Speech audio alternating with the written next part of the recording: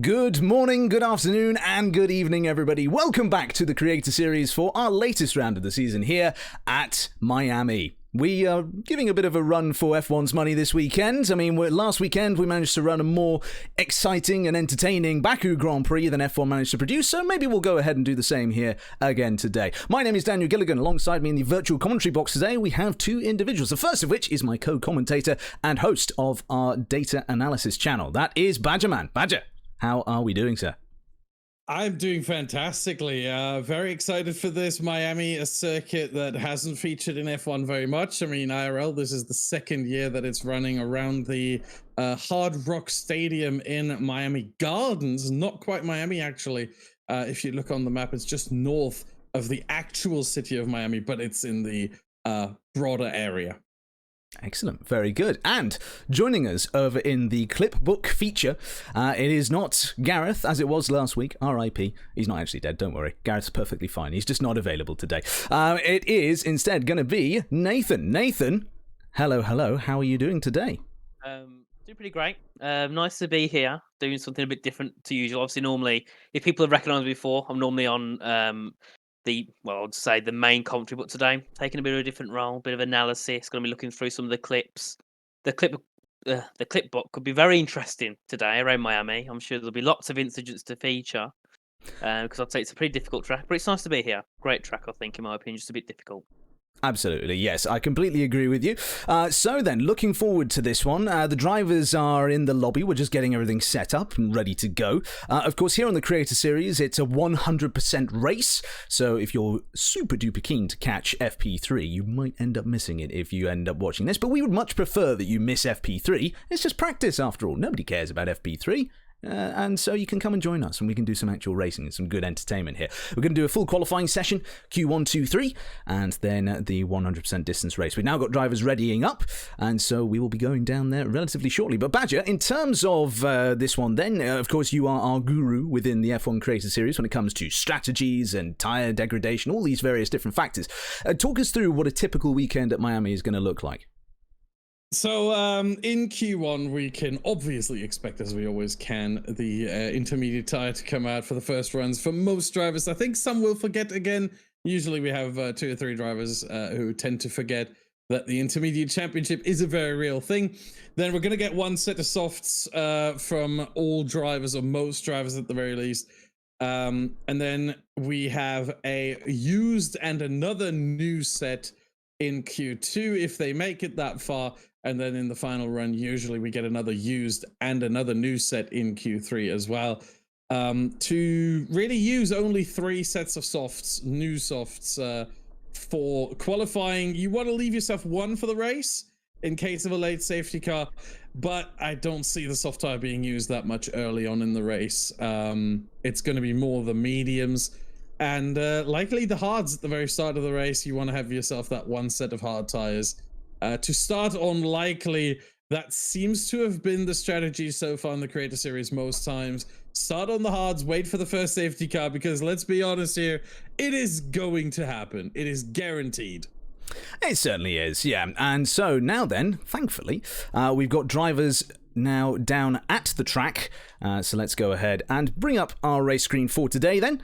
And as you can see, sunny conditions here in Miami as we get started. And now then we get to see, of course, our current tyres in terms of, in terms of what the drivers are going to be going out on in this Q1 session. Of course, we are going to likely see a good uptick in the times as we go on. There's going to be a lot of track evolution, all these various things as well.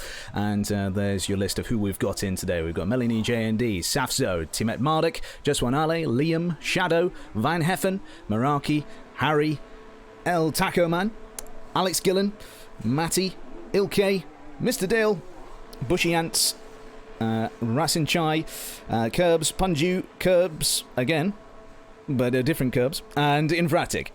So there we are then. We have 2 Curbs. Interesting. I'm not going to question it, really. Everybody can. You should. Well, maybe I should. But do you know? I've been supplied a list of names and a list of driver numbers. Frankly, this is on the drivers. Unless maybe Curbs is just maybe he's actually some sort of like microscopic organism that is sort of, eaten enough to then split into two versions of himself, maybe. That's sort of... Is that a possibility? No, I think he's a bit too small for that. I think that would work in terms of height. But no, which positions are the two curves in? I mean, one is in P19. Where is the other? The other is currently in P17. That would be Sebastian Bulbeck then, the Haas F1 Esports engineer. Ah, well, there we go then. He's curbs 2 for the rest of today. There we go. There we but are, yeah, then. Melanie is also not here.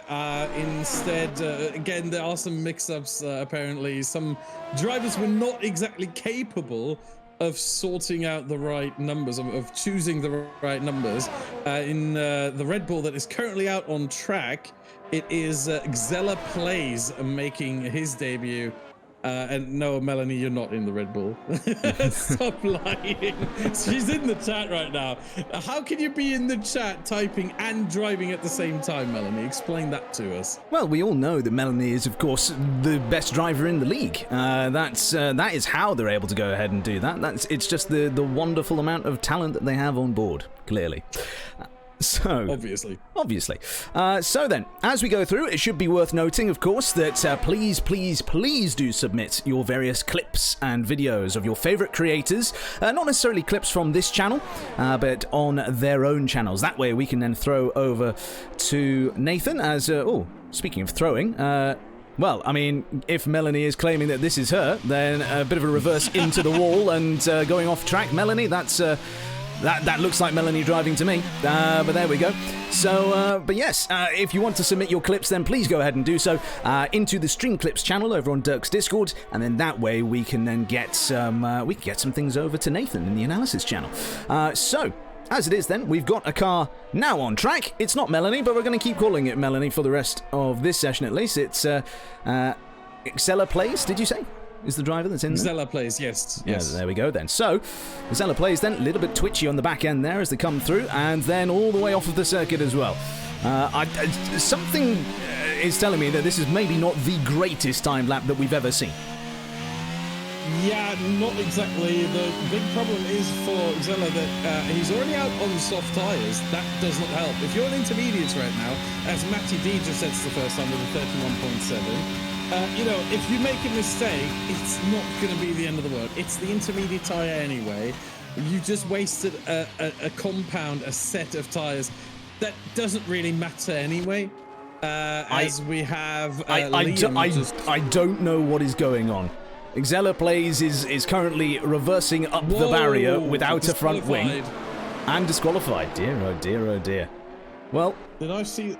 Yep, there we go. Yeah, disqualified for wrong way driving. Dear, oh dear, oh dear. Well, I mean, that means we know at least one driver is going to be out in at the end of Q1. And currently we've got Mr. Dale on provisional, fastest time of Q1, not provisional pole position, of course, because we're not in Q3, but a decent opening effort from them there. And what would you say to that 127.8 then? Is that a decent time for Q1, or is that likely to be eclipsed relatively quickly? That is a pretty good lap time. That should be one that already sees him through into Q2. I would say that's the earliest I've ever seen someone post a lap time that's likely good enough for Q2. So I don't think he's going to bother much with the rest of this Q1 session here. Whether it will remain as the top lap remains to be seen. It depends on... It will last for a couple of minutes because most drivers right now are out on inters. But once we get the first proper soft runs for more drivers, I think that lap time will drop quite quickly. I think so as well. In terms of all that we're seeing right now then, of course, it's looking like a decent run here from these drivers. We will have some updated driver names and numbers for you come the end of Q1. I've just been sent those, so come the end of this session, we will get that all updated for you. Don't you worry at all. And then that way we can crack on with the great commentary and the great broadcasting that we do here on the Creator Series. So, Tim McMarlick then. one driver out on circuit at the moment on those intermediate tyres. The intermediate championship in full swing, as you rightly pointed out earlier on. Meraki currently the fastest of those on the intermediate tyre, with third place currently, which is a little bit quicker than Matty on the soft tyre. I have a feeling that Matty may not have had the best lap. Yeah, not exactly. It was a decent lap for intermediate tyres, but half a second by Meraki, who is one of the best qualifiers who we have here in the Creator Series, and as such, no surprise there. Half a second is not actually that much time lost. In fact, Matty D has actually beaten on the intermediate tyres Razin Chai and Alex Gillen. And Bush Jans as well. That's three names you can't scoff at. So very, very strong showing here from Matty D. Overall, just Meraki is just different gravy. Let's be real here. Even Temevada can't reach him quite. Just under 2/10 down on Meraki, and into P4 he goes. We have more times coming in. We also have a lot of drivers still or again in the pit lane. It's quite crazy right now. Jusman Ali and El Taco Man, the two Ferrari teammates, are actually heading into and out of the final corner now. Jusman Ali crossing the line there with a 1:45.5. That did not go well. El Taco Man now getting a bit of slipstream here from his teammate, and not exactly the spot where you want to have it, really. First sector is a bit twisty, but once we get to sector 2 and 3, that's where you want it to be. And Mr. Dale is very confident, I would say. He did not retire on track. This is not a DNF as we usually see from him. This one, a proper retirement, saying, I'm good for Q1. This time will see me through. And again, as I said earlier, I kind of agree with him. Well, there we are then. That's been the initial thrust of things then. We've had our first 8 minutes or so here in this Q1 session, just under 10 minutes to go then. And of course, real-life qualifying will be coming later on this evening after we're done with this broadcast. And so right now then, Ilkay in second place with those soft tyres as well. We've then seen Matty and Rasin Chai on the softs too. And now Bushy Ants and a couple of others are also testing out those softs. Zeller Place has left the session. Well, that was a short debut, wasn't it? He can rejoin. Sorry. Well, that's also true. For a second. But he can absolutely rejoin, and I think he's using that time to just practice. There might have been very limited practice on the part of Zeller Plays, and he's probably thinking, you know what, probably need to get used to this track a little bit more. And that's what we're seeing here. That's why he left the session, to be able to drive a bit more. And apparently, Xella also has, there he is, already back, sorting out wheel issues. Oh dear. That may have contributed to the DSQ, to the disqualification, and going the wrong way. Yes, the somewhat erratic driving, I think that we could say, if we were being kind about it, and certainly we shall be kinder than if they just had been going everywhere with little care and abandon, which of course these things can sometimes happen, but it looks as though things have been all reserved. Curbs, and we mean the proper Curbs, has gone up into P2 now in the Williams, half a second off of what Mr. Dale has been able to do, and given that, that's a time which, and Safso now goes P3 also, and Matty goes into P2 now, so we're now seeing a flurry of times from some of those who have been out on circuit a little while here, and Mr. Dale's time still looking very, very good, as you suggested earlier. Yeah, certainly, but I'm surprised that Curbs can mix it up with Safso and Van Geffen, because I was talking to Curbs earlier and he was complaining about the track. Basically, he does not like the track. For one, he is on controller, and for two, he's using automatic gears, and so he does not like the circuit here. It is a circuit where going manual certainly helps you, because you've got a couple of corners where you're going out if you're on automatic gears in second and third gear, where really you would want to be one gear higher than the automatic gearbox suggests, and as such, it's a bit tricky. Although I do think he's actually been switching to manual. Looking at his shifts, I think he has recently switched to manual. He doesn't like it. No, possibly not. It's one of those things where the learning curve is relatively steep going to manual gears for the first time, but once you're there, it does feel a bit strange if you ever drive in automatic again. It's one of those things where it just feels a bit restrictive, and as though your natural instinct is to pull for those gears, and yet the game or the simulation, whatever it is you're running, decides otherwise.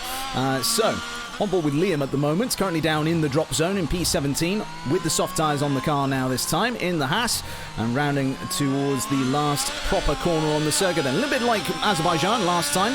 And we've now got Punju out of this session. Yeah, in the chicane, in what I like to call the Mickey Mouse section. There, I think... Oh, that may have been a spin. That may have just been an outright spin. We might get on board with our tackle man and see it. Yeah, oh no, into the wall on the right side. Into the wall on the right side. I think he just lost it there through the chicane. Just too much throttle input, most likely. I would hope we're getting a clip soon. But I would assume it's too much throttle input. And then he just spins the car to the right and off into the wall he goes. And probably also a very, very unfortunate angle. Yeah, absolutely. And in all of that then, the driver we were on board with, Liam, has jumped up from P17 into P10. And that now means that they, after shooting off into the runoff area, though in a bit less destructive way than Charles Leclerc did in practice yesterday, that means that they have bumped Punju down a bit. That being, oh no, I say all that. It's still showing Punju as P15. So yes, there we go then. The reason for that is that he can't improve beyond P15 because he crashed out instead of choosing to retire. Sorry, my point was more that Liam was P17 and Punju was already in 15th, no? Or they must have been in 14th, clearly. Well, in terms of time, Punju is actually 12th right now. The reason he's shown in 15th by the game, it's a bit confusing. I understand that. But the reasoning behind it is that he can't improve beyond P15 as he has retired with a crash and not on his own volition. So the game automatically puts him P15 because that's the best he will get possibly. But it's a bit confusing as time-wise with the 29.5 that he said, he would actually be ahead of It's Ilkay in P12, now P13. So he will drop as more drivers improve. We've got Meraki, Chemit Marduk, Jusman Ali out on laps right now who are all looking to improve. Actually, Meraki is just starting a lap. Chemit Marduk has just started a lap. And Jusman Ali is in the first sector as well. So all three just starting their laps. But once they finish theirs, I think Punju will drop down below P15. It's a bit confusing, I understand that. Maybe not the best design decision ever from a game developer, but it has a reasoning behind it. There we are then, all the explanation there, courtesy of Badger. So, on board with Meraki then, as you go through the left, right, left sweepers here, and then you've got this great big long left-hander here where you're having to brake whilst turning. Makes the tyres scream just a little bit in terms of trying to keep traction there, and you can see Meraki then in the first sector, 0.06 of a second up on the best time set by Mr. Dale so far. And now then down this great big long back straight, of course DRS will be in use at varying points down here. And then on the run into the not quite hairpin, but pretty close, we then go into this one here, then through the long right-hander here before we then come up to one of Carlos Sainz's favourite corners. I'm joking, it's not his favourite corner whatsoever. That's the area that he lost the car last year, of course, and then clattered into the wall. Then through that Mickey Mouse section, as you rightly pointed out before, Badger, and we're now a 10th up on the best lap time. Although that best lap time has changed at the top of the order. It's now just one alley at the top at the moment, and Meraki then comes down towards the last proper corner on the circuit before we then go through the last couple of turns after that, which are not really much of a turn in a Formula 1 car, let's be honest. Here they come. The left, then the right. Not much of a turn at all, as you can see there, and up towards the line. What is this time going to be? It's P1 for Meraki at 1:27.1. That is a statement and a half right there from Meraki. 27-1. Just to give an idea, at the top of league racing and sort of, you know, close to esports and esports challenges, they're probably doing medium 26s. So he's less than a second away from proper esports pace, or esports challenges pace at the very least. That is incredible. And that in Q1, that was a full-on push lap right there. And yeah, I'm actually surprised that Meraki would take that many risks in Q1, knowing his pace full well. I think this is a statement. He wanted to make sure that everyone understands the message. This is going to be his race to win. Absolutely. There we go then. We've got just 2 minutes left to go in this session. The driver that I've got us up on screen at the moment with is Timothy Marduk. Ben Daly, of course, having a little bit of a trickier session, it seems to be this time, as we're seeing a flurry of drivers now starting to retire from the session. Ben has got the last corner now navigated, last proper corner at least, and now through the last couple of actual corners. And now then through there we go. And it's up to P14. He's still in and around, not in, but around the drop zone here. Now, there are a couple of drivers who will not be improving from that drop zone, but all it takes is 2, and he's down.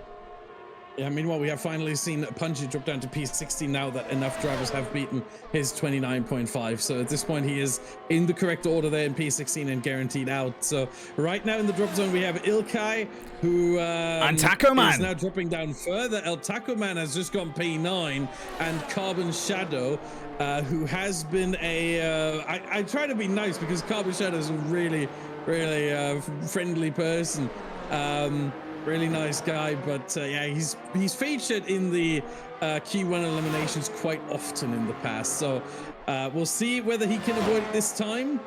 Ilkay should have pace. Liam, that puts Templado, Harry, and even Bushy Ants at risk. A lot of drivers have decided to retire quite early here. Wouldn't be surprised if we see Curbs, Safzo, and Bushy Ants potentially retired here in Q1, as Ilkay is coming through the final corner, is 9 seconds. Yeah, that's, I think he's just starting a new lap. Carbon Shadow has improved to a 29.9. That's his session over. Tiamat Marduk is now in the drop zone. Does he have enough time to get over the line? 9 seconds, 8. This is going to be really close. Ben might be out. He doesn't have enough. He's out. He will be out. He doesn't have enough battery. Oh, my, dear, oh dear. Shock. Timothy Marduk, Ben Daly is out in Q1. What a shocker headed into this weekend. We've got now between. Go on. Okay, sorry. That leaves it between Ilkay and Harry right now, with potentially Liam and Bushy also on the bubble. Liam is getting slipstream, but Liam is out. Okay, so Bushy is safe. Top 13 all safe. Harry now in the final sector. Ilkay is 2/10 up. Oh, sorry, 2/10 down on his own time.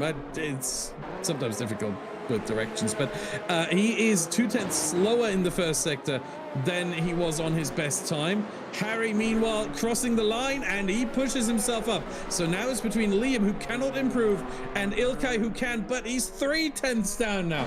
This isn't working for Ilkay. Absolutely he needs not. to find a lot of time in the final sector here on very, well, slightly used soft tires at this point. Absolutely, yeah. I mean, if we take a look at those tyres, if we can do... No, never mind. That's it. We can't do. And that's it. That is us out. So too deep into that final proper turn then. Ilkay goes back into the pits. And a shame for them. But who knows? Maybe they'll be able to improve better in the race than what we saw that time. So, as it is then... Zella Plays is out in P20, disqualified from the session after wheel troubles for them. Then it's Carbon Shadow, then Ilkay, then Punju, and then, shocker of the session, Timothy Marduk, Ben Daly, out in Q1. P16 the start, but usually after the broadcast and after these races, there tends to be a bit of a creator cooldown in voice chat. That I've been lucky to participate in quite a few times and just listen in and sometimes, give my own 2 cents on things that happened before. But what I heard quite a bit from drivers, and Tiamat Marduk was one of the most vocal ones about this, is that qualifying position, if you have the pace in the race, qualifying position doesn't matter that much. So I think he's going to be quite hopeful to make up all that time, all those positions lost in the race. Absolutely. So, hopefully then, they can give us a bit of an interesting wee scrap and get themselves further up the order there, like that. In terms of, let's just throw to Nathan for a moment here. I mean, Nathan, there's not been any clips headed your way, have there? Talk us through that qualifying from your perspective. I think you may be muted, Nathan. There we go. Sorry about that. Yeah, but I watched Meraki's like when he did the 27.1, which is, I believe, about 4/10 of what people at the top level do. So that's a perfect lap, and if you can carry through into Q2 and Q3, the lap time should come to possibly a mid-26, because obviously the track evolution is a lot higher throughout, the qualifying 2 and going into qualifying 3. So he's just got to make sure he doesn't get too overconfident, because obviously he knows he got that quickest in the Q1 by 5/10. If he keeps himself thinking, oh, I'm clear, going into Q2 and Q3, he might try and push too much and then bid it. You know what I mean? Or he might not try hard enough thinking, oh, it'll be sorted anyway. So he's got to make sure he still keeps focused. Ali set the fastest middle sector in that session, so that's great for him as well. Obviously, that's an advantage as well when it comes to the corners, so different setups come into play, maybe a higher wing setup for Ali. That's why he could have been quicker there. But yeah, obviously going into Q2, I think it should be a pretty interesting session.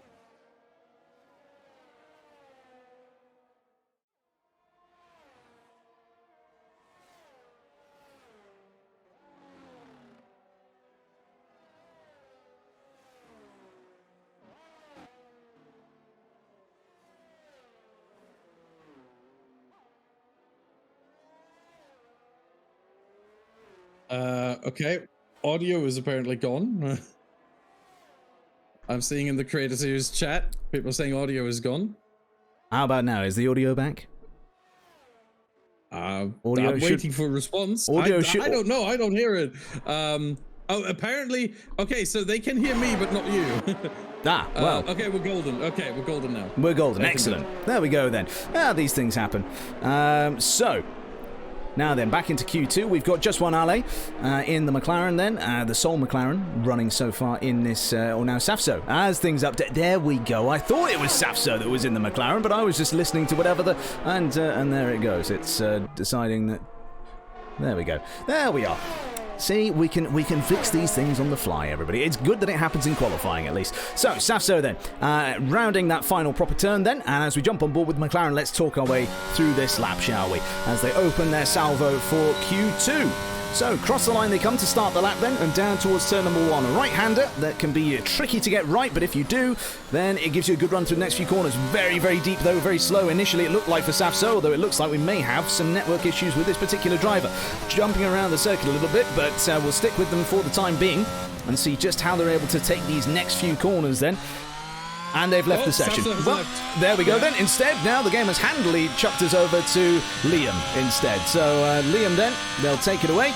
And let's see how they're able to do on this first lap then. So, into turn 1 we go then. A little bit wide of that apex at the first corner, of course, but then through the second and now third turn 2, things looking a bit better for them, and certainly better through this part of the circuit than did for Nico Hulkenberg yesterday. The Haas driver getting offline and then losing all the grip. Now, of course, in the game here for F122, it's much more like last year's track surface, much more slippery, much more difficult. The rear tyres especially like to step out here. And as we start to then wind on the steering lock into the left-hander there then, Liam manages to set a 31.1 as their first sector time. And now then we'll go up this great big long back straight here, trying to now get all that power down, try and make use of DRS where it's available as well. And now then they come down into the left-hander here, and they've got the Williams just ahead of them. Now hopefully they're going to dive out the way. They do. And so through this great big long slow right-hander we go then, before flicking back into the left, and then very hard on the brakes before then jumping up through the Mickey Mouse section. And now then through the left-hander, as Mr. Dale has set our opening pace, and Liam is currently 9/10 off of that. So down the back straight they go. This final DRS fling down the back straight we go then. Rear wing wide open on this Haas car. And now then let's watch as they go into that final proper turn on the circuit before we then see them take the last 2 corners and up to the line. So let's see what they're able to do then. Jorrit van Heffen has been able to go ahead and set a great time at the top end there, a 28.5. Then a bit of a swapper on the back end of Liam's car, which then means it's P7 for them, 129.5. Not, I'm sure, what they would have been hoping for. Meanwhile, here comes Matty D13 with a 27.9. I saw the timing screen light up with double purple, and it turns into triple purple here. All 3 sectors, Matty D13, the fastest, 27.9. But right now, the conditions are a bit colder. That generally makes for slightly slower track surface. That's why we see the times be a bit slower. Plus, of course, most drivers, if not all, are on used tires right now. We have a purple middle sector from Alex Gillen now. 2/10 up on Matty D in the middle sector, but he lost 2/10 in the first sector. So it'll all come down to the last one here. as he rounds the hairpin on the throttle nicely. Well, very progressively there on the throttle, but you can't go too much, and it's just P2, half a tenth behind Alex Gillen now, second place. And I would say very good banker lap, certainly from the top two, compared to what we've seen in Q1. But I do think that everyone else will have to go out again. Matty D13 and Alex Gillen, I wouldn't retire just yet, but it's looking good for now. Just wait a little bit, make sure that you are ready to go out in case things do go a bit south, as Meraki goes P1, also on used softs most likely, with another 27.9. That seems to be the maximum for the used soft tires from Q1. So there we are then. That's the pace currently being set by Meraki then. And as you rightly point out there, it's going to be used tyres initially because they're going to want to keep as many fresh sets as they possibly can for Q3 if the drivers do think that they are going to get into Q3. We've got just under 9 minutes to go now in this session. And as we watch with Meraki then, let's take a look instead at Safso. They are in the McLaren there then. They are on a timed lap now. DRS wide open there as they go down towards the left-hander, as they go in towards that long, slow right here. And you can see then personal best in the first sector, not necessarily a purple time just showing up yet. And as they head up through the chicane at the back end of the circuit, then the back end gets a little bit leery on them, but they then manage to arrest that relatively quickly and then start to power out. They're now a second down on Alex Gillen as they head through the second sector here, so this would currently put them around about P9 if they were to keep themselves that 10th ahead of Bushy Ants that they are at the moment through this final sector. That's where they will see themselves come the end of this lap. Down in towards the final proper corner we go then, and then there was a bit of entry, understeer or oversteer there. They had to turn out of the corner as they were getting towards the apex, and now then onto the power, up to the line, and it's only P11 for Safsa. They lose 2/10 in that final sector then relative to where they were in the start of the final sector, as that then means that away they go in P11 and in the drop zone to start with. And they're going to hope, of course, that they have a bit more in the tank. Now on board with just one Ale, one of two drivers still yet to set a time so far in the session. And I say that, Harry then goes ahead and sets a time good for P9 so far in their Mercedes. And now then just one Ale goes into the final proper turn then, locking up the tyres before then managing to just thread it through the corner. And then back onto the power they go, then keeping it initially tight for the inside. And then P5. Very good time from just one Ale on those used tyres.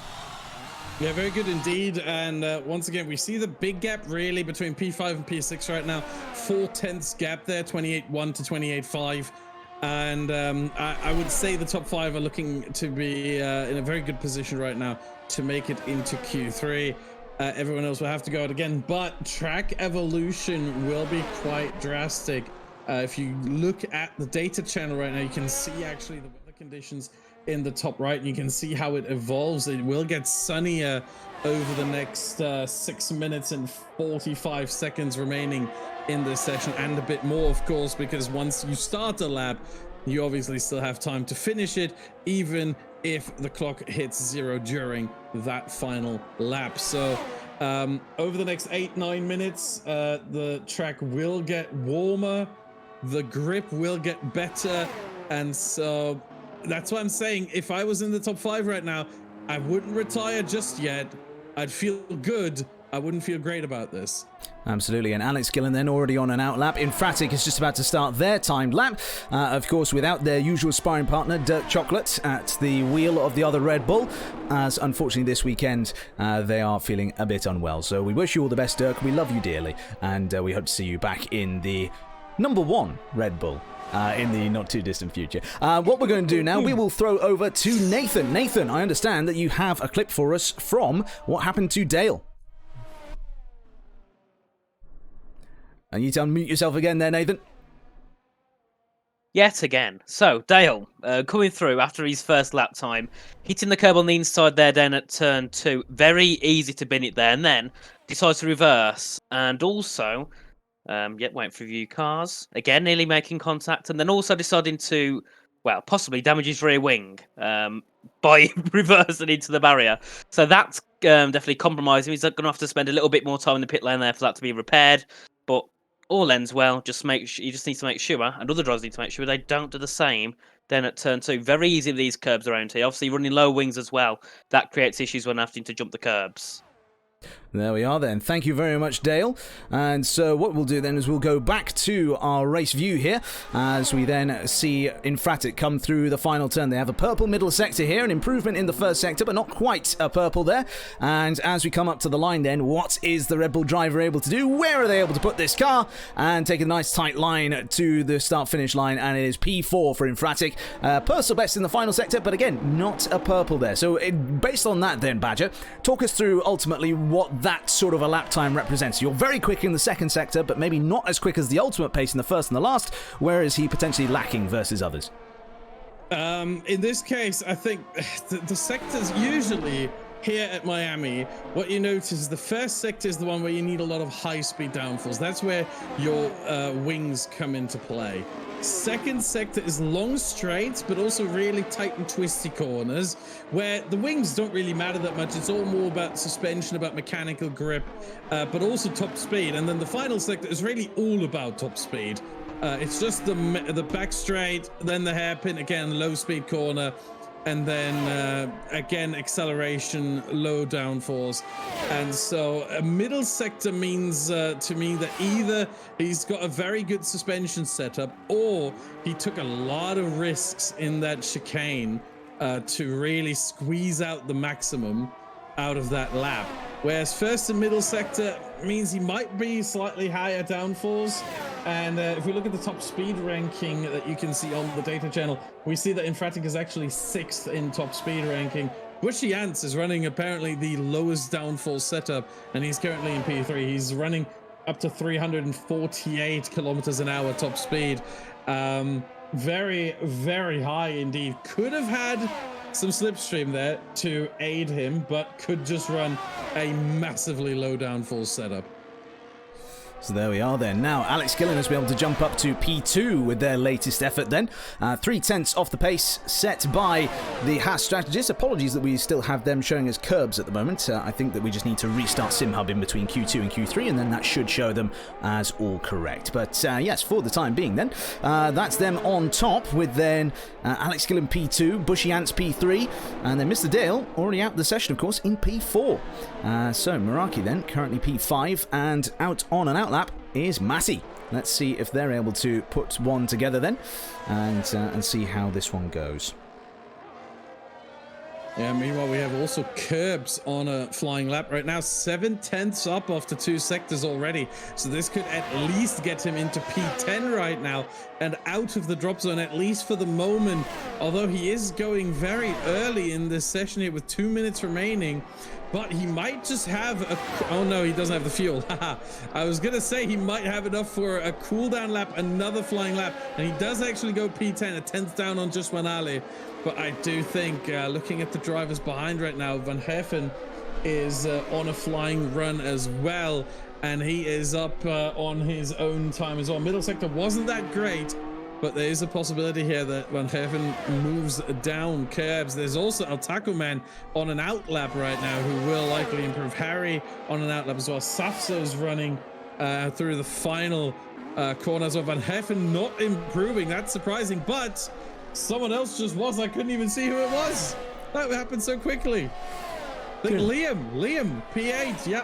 Liam P8, absolutely, yeah. So they have been able to jump themselves up the timing order then in the Haas. I say that, and we're still seeing an Aston Martin here, even though I've allegedly switched to Liam, but there we go. Van Herfen has invalidated, not retired, my bad, has invalidated. That is crucial. I don't think he has enough time for another lap. He's going off the circuit now. Lets another car through. That is Safso, obviously the only McLaren still left in Q2. Greetings to Tim Marduk, who got eliminated in P16 in Q1. I don't think Van Herfen has the time to start another lap, and he doesn't have the fuel either, so he's out. He's guaranteed out. The same is true for curbs. Leaves El Taco Man, Harry, and Safso right now, as well as Razin, Liam, and Infratic, who are currently the 3 drivers that are competing with them over the top 10 spots. Well, currently we've got Safso going down the back straight now then. They look to be about 7/10 down on the top time at the moment, so if that's the case, it should see them back up into the top 10 if they're able to maintain that sort of a pace through this final sector then. Into the hairpin they go, and now through those last couple of corners. Let's see then just how Safzo is able to line things up here and whether they're going to be able to haul that McLaren up into Q3, and as it is, they will, but they are not too far away from that drop zone. As it is, Matty improves, stays above, of course. Infratic is currently out there on a lap as well, but we want to take a look at the likes of El Taco Man and then Harry, of course, and Van Heffen. These drivers then all able to improve.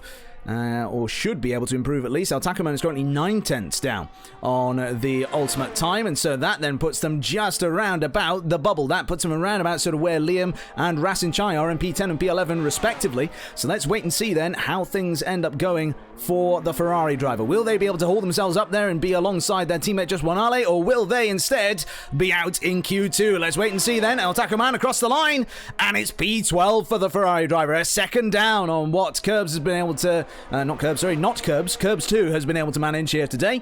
And so that's that then. And for everybody else in the drop zone, they're either finished or in the pit lane. So that confirms it. Rasin Chai, El Taco Man, Curbs, Van Heffen, and Harry all out in Q2. Yeah, the big surprise here is Van Heffen, driver who has been mixing it up with the top, and all of a sudden he finds himself in P14 after messing up his lap and ends up out in Q2. That is surprising there. Meanwhile, we have Liam just scraping by 17 milliseconds over Rasin Chai.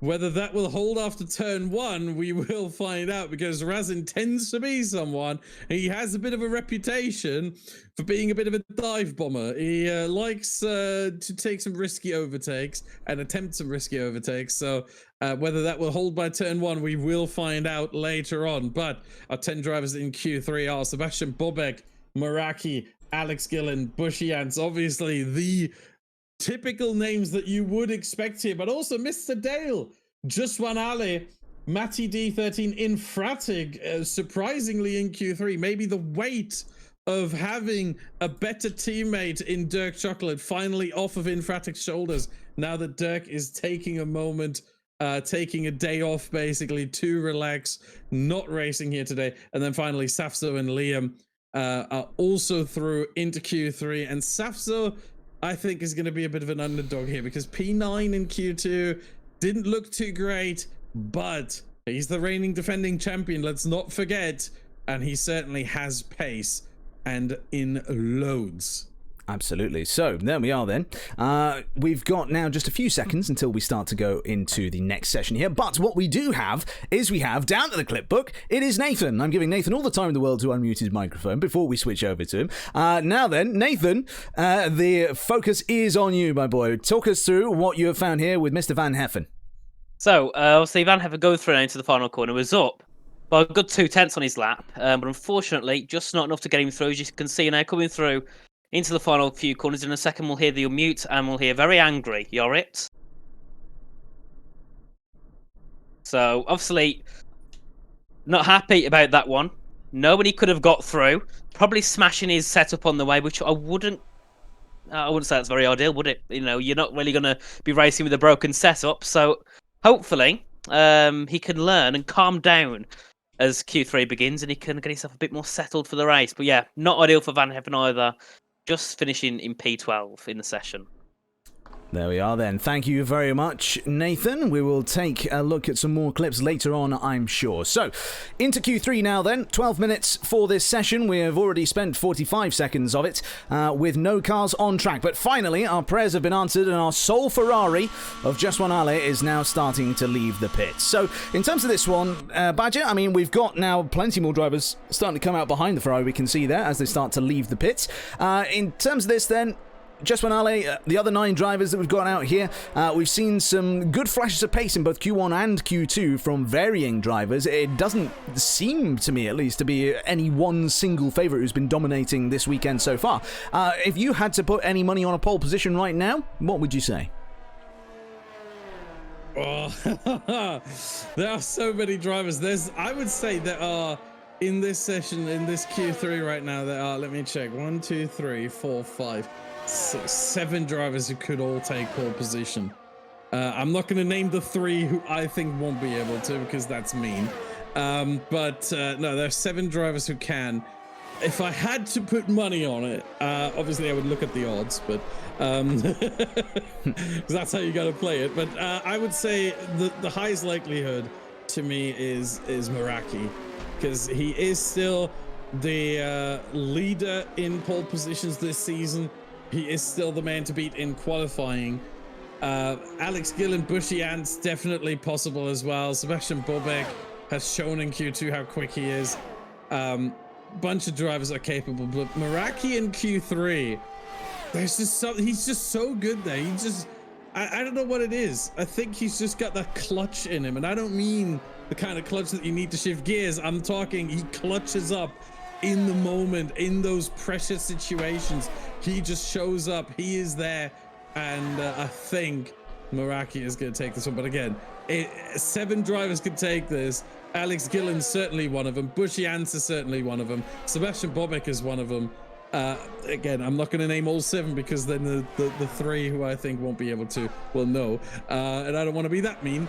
But yeah, anything can happen here. This is 10 drivers in Q3.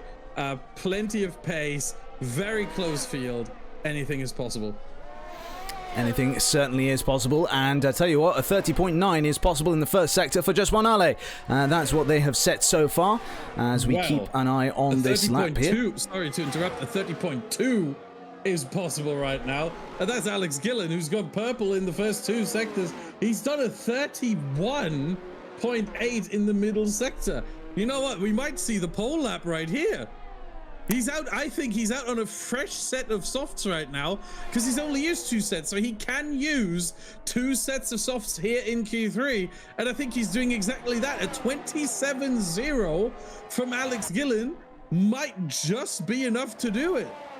Well, there we are then. Alex Gillen getting his first pole position in Creator Series last week, of course, at Azerbaijan. Able to now see himself into into what could be potentially pole position here today. You need to have the quickest time after all, and so far, that is exactly what they have. Across the line comes Matty D and sets themselves a P3 time that puts them up there ahead of Just One Ali and Safso, but just behind the other Matty. That being the one in the Haas, of course. And so this driver then is seeing themselves doing reasonably well so far. Oh, wait, hang on. Have we got 2 Matties? We appear to have 2 Matties. Who's the other Matty? What position is he in right now? He's in P3. That would... Oh, Sebastian Bobek is changing names now from Kerbs to Matty. Well, that's interesting. Maybe he's a Time Lord now. Maybe he's regenerating. But there we go. So, Bushy Ants then is the driver in P2. We've got then Meraki in P8 currently with no time on the board. Let's see then how the Williams driver is able to finish off their lap here. They're tucked in the slipstream behind the Haas, just ahead of them here, and this might give them an absolutely fantastic end to the lap here. The Haas dives out the way as they really start to get close to the back of them.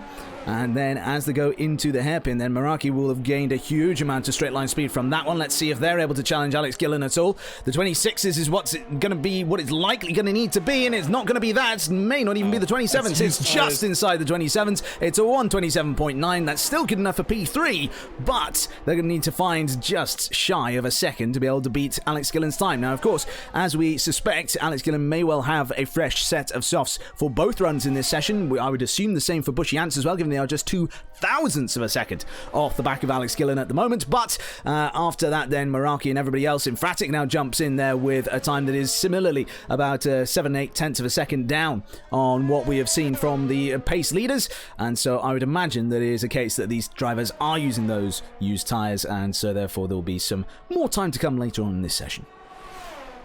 Yeah, I do think everyone from P3 down is on used tires here at this point, surely. I think this is interesting. I think Gillen and Bushy Ants are like, we don't need soft tires, who cares? That might come back to bite them if there is a late safety car in the race, because you want yourself to have that option if there is a late safety car to still go on to softs, because they tend to be a bit quicker. But if we look at the gap between Gillen and Bushy Ants and the gap between those two and Infratic, Meraki and Bobek, we're talking about 8.5 to You talking about what? Sorry, you suddenly disappeared. Badger? Am I still? Can you hear me? Oh, now we can hear you again. Suddenly you just went Okay. silent on me. It's good to hear your voice that's again. Unbelievable. Ah, there you go. All the audio issues today. Let's go. Yeah, so the gap between Gillen and Bushy Ants and Infratic, Meraki, and Bobek, 8.5 tenths is the gap there. And that's the gap between brand new softs and softs that have been used, what, 2 laps? 3 laps? It's an incredibly large gap compared to how durable medium and hard tires are. So I'm actually thinking at this point, the soft tires might not even be worth it in the race at all. So maybe a smart call from Gillen and Bushy Ants to be able to put down these laps on fresh soft tires, because you're not going to use the softs anyway. Even if there is a safety car that comes out with, say, 8 laps to go, and it's going to come in with probably 6 laps to go at that point, the mediums might still be better because the softs really only can take 1 lap, maybe 2. That's how undurable they are. That's how quickly they fall away. So very interesting as we now experience what I like to call the calm before the storm. 4 minutes remaining, 10 cars all in the pit lane, preparing for their final run. Peak conditions on the circuit, grip to the max. Who will get pole position? So there we are then. So what we have now then in this lull, and as we see a car now starting to exit the pits then to go and begin their outlap, and that would be Matty in the Aston Martin, we are going to now jump over to Nathan in the clip book. Nathan, tell us what you have seen. So we're going to clip here from Dale. In Q2, decided he'd try and be a little bit funny and try and annoy Meraki as he comes through. This is obviously a clip of Van Heffen, but if you look through now, his Steam will open, and he decides to use the annoying tactic of giving him a voice call, which would have been very loud into Meraki's ears. Which, considering he was on a lap, that would have annoyed him very heavily. But luckily, he's got himself through his Q3, and so did Dale. So no harm done, but there could have been a lot of harm done if it didn't go the way of Meraki. Well, there we are then. That is absolutely not what they would have been hoping for. But I tell you what then, it just shows us the good banter that we see on the circuit. Thanks very much for that one then, Nathan. I'm sure we'll come back to you again before this qualifying session is over. I certainly hope that we do, because that shows that we'll have more interesting clips to show off. But here we are then. So Matty then is going to be the first to start their final run here. 2 minutes, 25 seconds left on the clock. So you can see then a few drivers still in the pit lane at this stage. So Bushy Ants is out there on track at the moment, so too is Just One Ale, and so too is Mr. Dale as well. So let's see then what all of these drivers are able to go up with as Matty then starts their time lap. Down towards turn number 1 we go then, and onto the brakes then just after they start to get onto that entry curb, and then through the first turn, nice and smooth line through there, just keeping the car under control, not loading up the rear tyres too much with any too aggressive inputs or anything like that. And as we go through the left, now the right, and down towards the next left again before we then have this great big long left-hander. You need to brake whilst turning. It's a bit like Bahrain turn 10 in that sense, it's not quite as harsh in apex at the end of all of that turning and braking. 800ths down on Alex Gillen is Matty as they go through the first sector. This is shaping up to be a potentially very, very close end to qualifying here. As now then the Aston Martin goes down towards the next few corners and into the left-hander. Trying to get the car turned in nicely there, try and then hook it up, get a good exit through to get into this long right before we then chuck our way into this left-right section here, this Mickey Mouse section as it's become known as. And then as we go into the left-hander here, just slightly wide of the apex that time, but then getting onto the power. 4 tenths down now on Alex Gillen, so they've lost a great deal of time in that second sector. We saw Gillen getting a purple middle sector earlier on, so could it be that car is geared more towards that style of the circuit rather than the other extremes we see in sectors 1 and 3? Down in towards the hairpin we go then, and we'll find out whether any time has been reclaimed. Remember, it was 4 tenths down at the second sector split. Now down towards the end of the lap then. Where is Matty going to put this car? They have lost even more time. They do go up to third place, but they are 7 tenths off of what Alex Gillen has been able to accomplish. Yeah, I mean, what Infratic has invalidated, I think that was just the outlap. Yeah, it was indeed. Who else did we have on a flyer? No, it wasn't Meraki. Let's see. Bobek? I think Bobek was one of the cars on a flying lap. Oh, misses the apex. But this looks like a decent lap right here. 23, 24, the clock keeps ticking. 26, 27, 0. Misses out on provisional pole by just over 100th of a second. My goodness, that is close. Everyone else now on a lap. We are waiting for Juswan Ali, who's coming through next. After 2 sectors, only 400ths improvement. That is not enough. Through the final corner he goes. This is not going to be that great of a time. He might actually end up P4 though, but I don't think it'll be any more than that as he rounds the final bit of corner. It's only P7. Next is Bushy Ants, currently P2, crossing the line, remains P2, half a tenth down on his own time. Now we've got Mr. Dale, 008, the agent who always finds the wall. Through the final corner he comes. 120, 21, 22. Looks decent. Purple first sector actually, but the middle sector wasn't that great. Across the line, P5 just misses out against Matty D. Next is, I think, Alex Gillen. No, it's not Alex Gillen. It's Matty D heading into the pits, I think. Then we've got Infratic. No, we've got Meraki. All the names are wrong on the data channel. Apologies for that. Meraki goes P1, 26.9. There it is. More lap times coming in. Safso P5. We now have Alex Gillen across the line. No improvement. Stays P2. And Sebastian Bobek has invalidated. And that puts an end to the session. And it is... I don't want to toot my own horn here, but as I expected, Meraki takes another pole position this season. I think that is his 5th now. Well, there we are then. The one-lap specialist, the Williams driver, has been able to make it another pole here in the Creator Series. Meraki then takes pole position here at the Miami Grand Prix, with then Alex Gillen alongside. We'll then have Bushy Ants, we'll then have Bobek, then we'll have Safso, Liam, Matty, Mr. Dale, Infratic, and Juswan Ale as your top 10. So there we are then. So we'll go through the full qualifying results as and when we get to see all of the drivers on the grid. But as it is right now, we've got to wait and see how things get on moving forward. So I think then let's take a brief moment to pause, to think, Badger. And now then, as we get the countdown in towards the next session, let's now throw immediately over to Nathan, who's got another clip for us here of Mr. Dale.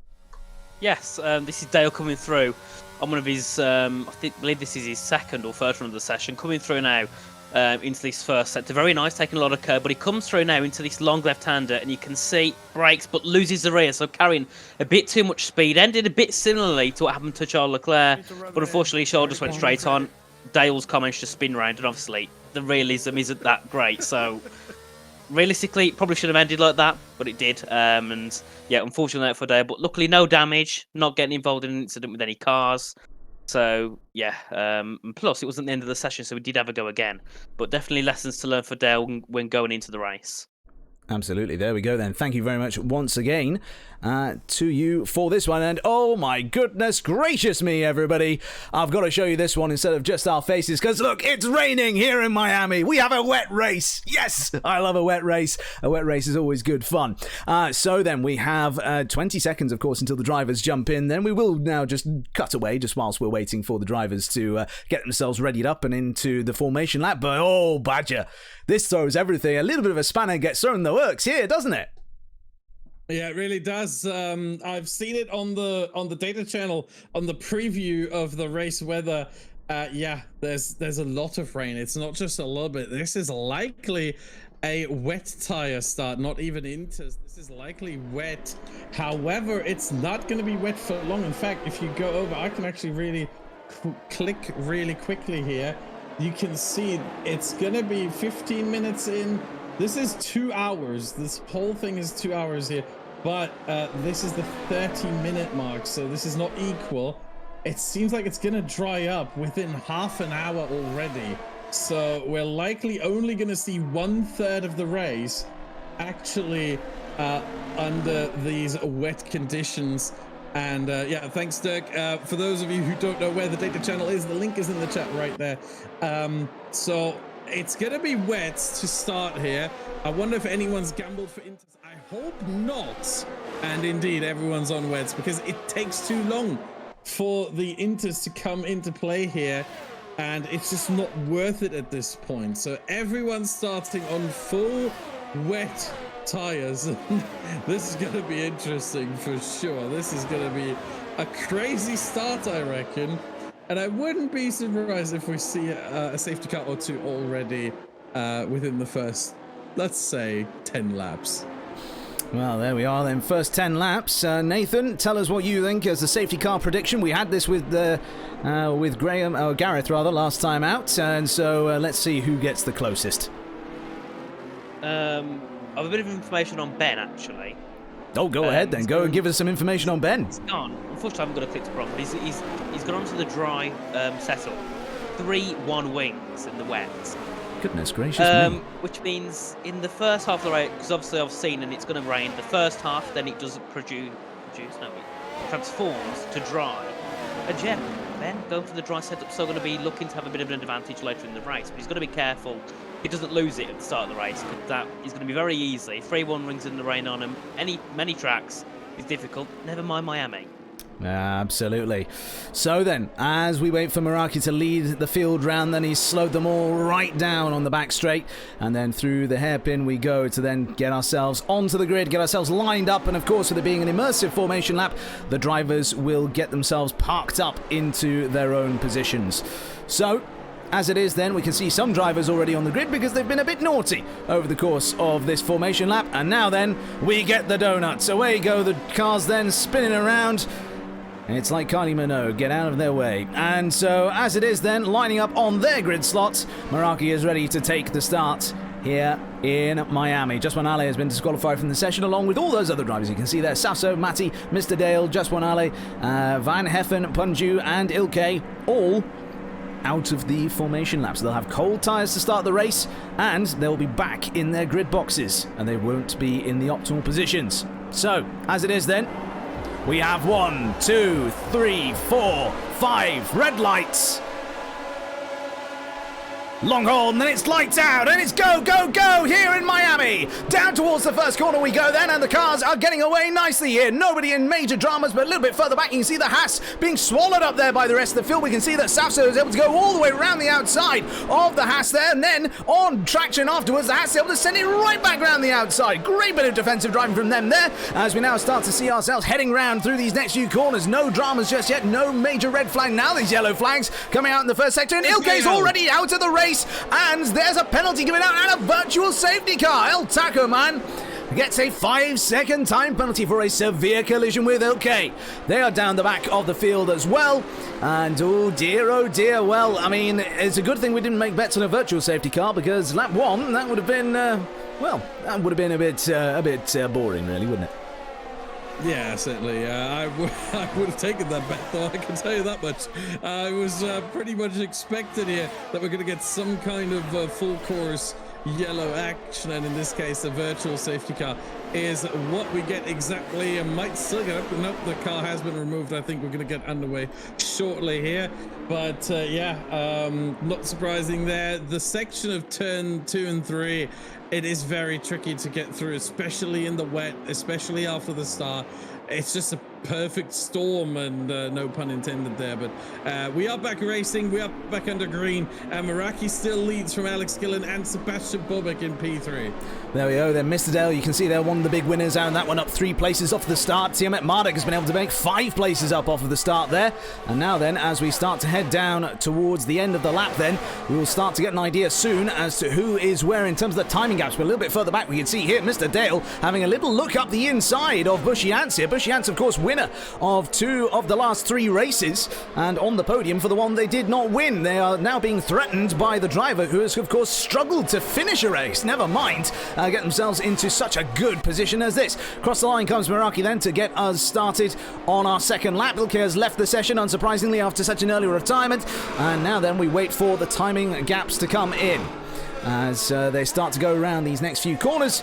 And we've got then Meraki, Gillen, Bobek, and then Bushy Ants, Mr. Dale, Liam, Safzo, Matti, Infratic, Rasinchai, Timet Marduk, Van Heffen, now our timing deltas come up. That's useful. Thank you very much for that there, SimHub. And then we have Harry, Curbs, Just One Ale, Punju, Shadow, and then Zela plays with El Taco Man in the pits currently. So that's the order after our first lap and virtual safety car. And now then we can see that up at the top end of this fight here, Alex Gillen has gotten reasonably close now to the back of Meraki here. What they need to do is they need to force more mistakes like the one we just saw there from Meraki. Back end of the car starting to step out on them like that.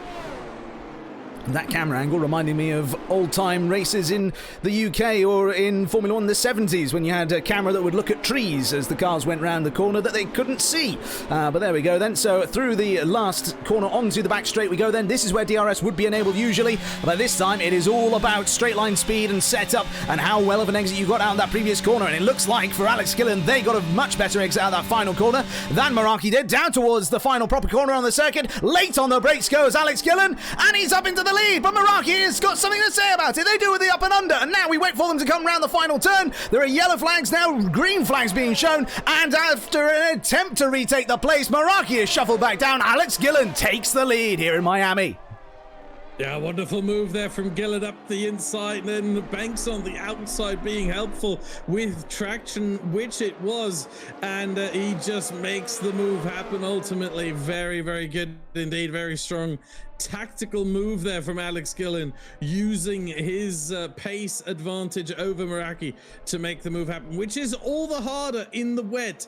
In the dry, overtaking can be quite easy sometimes on this game. In the wet, it is borderline impossible. Well, the reason why I say it's borderline impossible, and I didn't say it is impossible, is of course an overtake like that from Alex Gillen right there. That was fantastic. So there we are then. So as we start to now watch the drivers come down the back straight then, we've got then this fight that's going on here. We've got the two Astons line astern, separated by 8 tenths now between one another, though just a few corners ago it was just 3 tenths between them, and Matty then trying to challenge Safso in the McLaren, but in front of them, behind them, of course, behind both of these Astons, is this driver here, Ben Daly, up now into 9th place after starting 16th. A little bit of a wobble there on the back end. That then coming from that horrible dry setup that they're going to have to run for this early part of the race, of course, that we mentioned earlier on. And so that then means that it should come to them as the race goes on. Bushy Ants has been able to make their way up into P3, and we now have a full safety car. For what? No idea. Oh, I know exactly for what. Sebastian Bobek found the wall on the exit of turn 15 that is heading onto the back straight in the final sector, and he tore his front wing completely off the car, and I'm pretty sure there was some debris on the track there as many cars approached that corner, and therefore a debris caution being called here. And Bobek gets the opportunity to get his front wing back on. A lot of drivers deciding to pit already. And I'll tell you what, I don't think this is a bad call that we get a full safety car. You should probably go for intermediates at this point. Will any driver do it? Yes, Bobek is in, Razin Shah is in. Here's the thing, word of advice for anyone watching right now. If you are in a race and Sebastian Bobek is racing in it, in terms of tire choice, in terms of strategy, always do what he's doing. He's an F1 esports engineer. He's prepared for this. He knows all the thresholds, all the numbers, everything that you need to know. He's basically like me. We even have the same first name. But he knows. And the intermediate... Oh, Curbs is out! Whoa! Oh dear, Curbs of what might have been. Whoa. Let's ride on board here with Shadow and see whether or not we're able to come across Curbs' car. There it is, in the wall on left-hand side, and so that's then just lightly getting on the power and just losing the back end there. That is a real shame for them in these tricky conditions. But as it is then, whilst we've got these cars starting to all bunch up behind the safety car, we don't have to fill for time quite like we used to because of this wonderful new feature, the clip book. And we are now going to throw over to Nathan. Nathan, talk us through what you have been seeing over the course of our start and what else has been going on in this race. So there's been many things going on this start, and for many drivers. First of all, we've got a clip here of El Taco Man going through edge turn 3, losing the rear completely, hitting the wall, and now just gets collected by the Alpine. Nothing the Alpine could do when you got cars going 2-3 widens a car on a bit of a blind bend in a corner. There's nothing that El Taco Man could have done, nothing that Ilkay could have done. So I'd say it's a bit of a racing incident. We have a second clip as well, which is the start from Yorit, when that loads up here. So we can see it's now going down towards turn 1. Pretty decent start there from Yorit. A bit of wheel spin, but that's normally in the rain. Into turn 1. Sends an absolute mega dive bomb. Took about 3 cars into turn 1. Then they're going 3 wide. Yorit unfortunately gets caught by Ali. Then everyone's all scurrying around each other. Teammate Marduk gets through there. And so do a couple others. But a bit of a crazy start. And there you can see the spin from El Taco Man. And then we also have the replay of the overtake from Alex Gillum. That was on Meraki. If we have a quick look now, that was down in towards the final corner. Well, into one of the final corners, turn 17. Pulls that to the inside. Better top speed. Brakes later. Then Meraki, you can see, tries to hold it around the outside. Bit of a lock-up, goes a bit deep for Alex. And then you can see Meraki try and come back at the inside as they go through into turn 18. But bit of better grip there. They go through side by side. Bit of a loss of rear, I think, for Meraki coming through there. That then gives Alex a better line. Gets 2 tenths. There's nothing really Meraki can do to fight into turn 1. So very nice there from Alex taking the lead. And then finally, we have the start from teammate Marduk, where we can see a bit of a better view of what happened with Yorit down at lap 1. So we'll have a quick look. This is the final clip we've got for now. You can see the 5 red lights. Go. Go. And they go. And let's go. And great start. Well, great initial start from teammate Marduk. You can see having a bit of a different graphic settings to Yorit. So got all the spray coming at him down into turn 1. There it is. Van Heaven going really, really deep. Then you can see them all getting caught. Bit of contact between El Taco and Tiamat. There we are, straight through for Ben. Very nice there. And that is all we have for now. Excellent, very good. So, there we are then, everybody. That is news as it is then from Nathan. I'm sure we'll be seeing them a lot more later on. And do you know what? As things are then, we're still under safety car. Let's have a bit of a chat then, you and me, Chan. I'll look directly into your eyes and sort of speak sweet nothings. No, I'm not going to do that. Badger, in terms of what we've got then going on here, of course, we've got some drivers now opting for those intermediate tyres. In particular, you've got Sebastian Bobek, Rasin Chai, Van Heffen, Infratic, Justwanale and El Taco Man all going for those intermediate tyres. Everybody else electing to either stay on the wets that they started on or potentially going for a new set of wets. Let's just see if we can get that tyre age. Sasa and Matty D are in. They Two are. more cars, I think, opting for intermediates here. Let's see if Punju does not join them. What about Xella? No, stays out as well. But 2 more cars opting for those intermediate tyres. I think it is the right call. Because looking at when the safety car ends, or will likely end, which is going to be either at the end of this lap or the end of the next lap, as El Taco Man has not caught up yet. By that time, I think it's going to be right on the crossover. So you'd rather get the free pit stop, get the 18.5 seconds, 19 seconds that you lose from a pit stop. Take him now, lose the track position, but you gain all that time back. Whereas if you pit after the safety car, not only do you lose all that track position, you also lose 19 seconds on top of it. So right now is the perfect opportunity, even for the top 8, as well as Punju and Xella plays, to get that pit stop in. But I think it's going to be too late now. And yeah, Mark, the engineer in-game, is actually saying Inters are the best tire for sure now. I'm a bit surprised by that. I would have expected that to come a little bit later than now. Because if you look on the data channel, you can still see the current weather icon is still the lightning bolt and not just the raindrop with the cloud. Normally that indicates full wets. It's not 100% accurate. Depends a bit on the circuit, depends a bit on the percentage that you see there as well on the data channel. That's currently, I think if I can read that correctly, that's 85.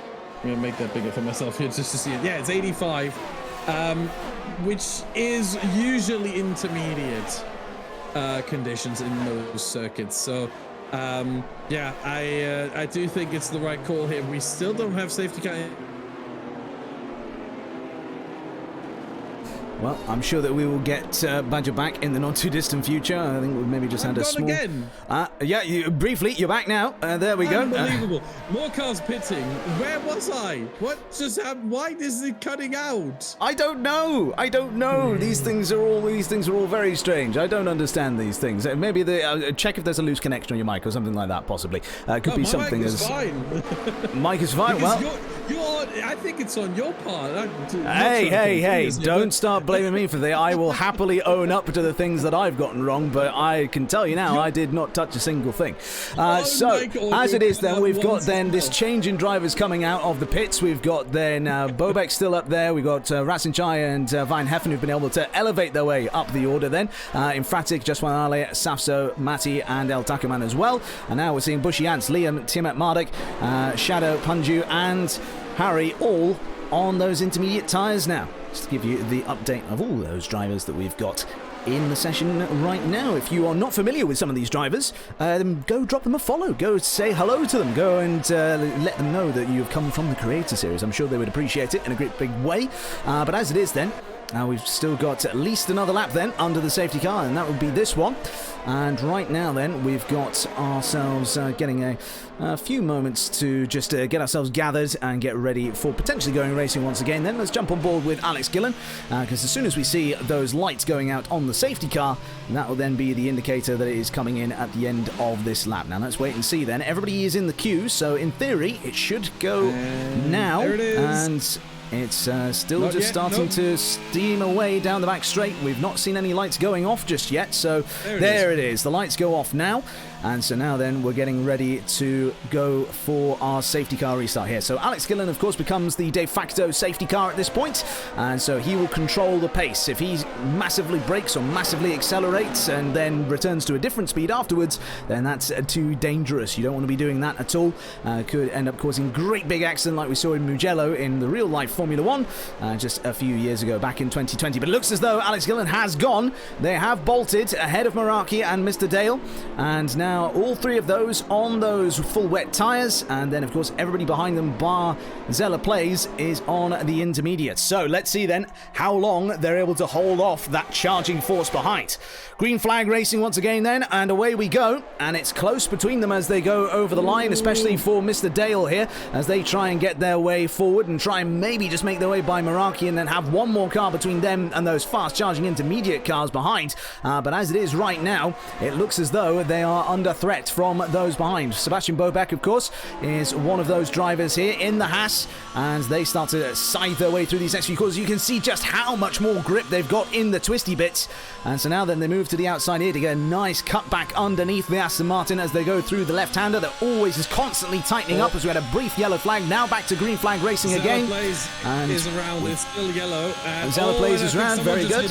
And there we go then, so we've got now the Haas trying to move to the outside, then round the outside of the Aston Martin. They go down towards the heavy braking zone. The Aston goes very deep, too deep on the brakes, goes all the way off of the circuit. Deep too goes the Haas, but they manage to crowd the Aston off of the circuit, stop them from getting back on into an advantageous position, and they hang it round the outside to then get themselves past by the time we get to the chicane. And then as we go up and over the top, then we've got a penalty for Mr. Dale as that comes in, and so all of that side-by-side running there going off of the circuit has then netted them a 3-second time penalty, but not only just for them, but for Bushy Ants as well. And El Takuman is now dropping down the order. Dear oh dear, is right on board with them, and it doesn't look as though there's major damage on that car, but it does look as though things are pretty good as far as their overall pace is concerned.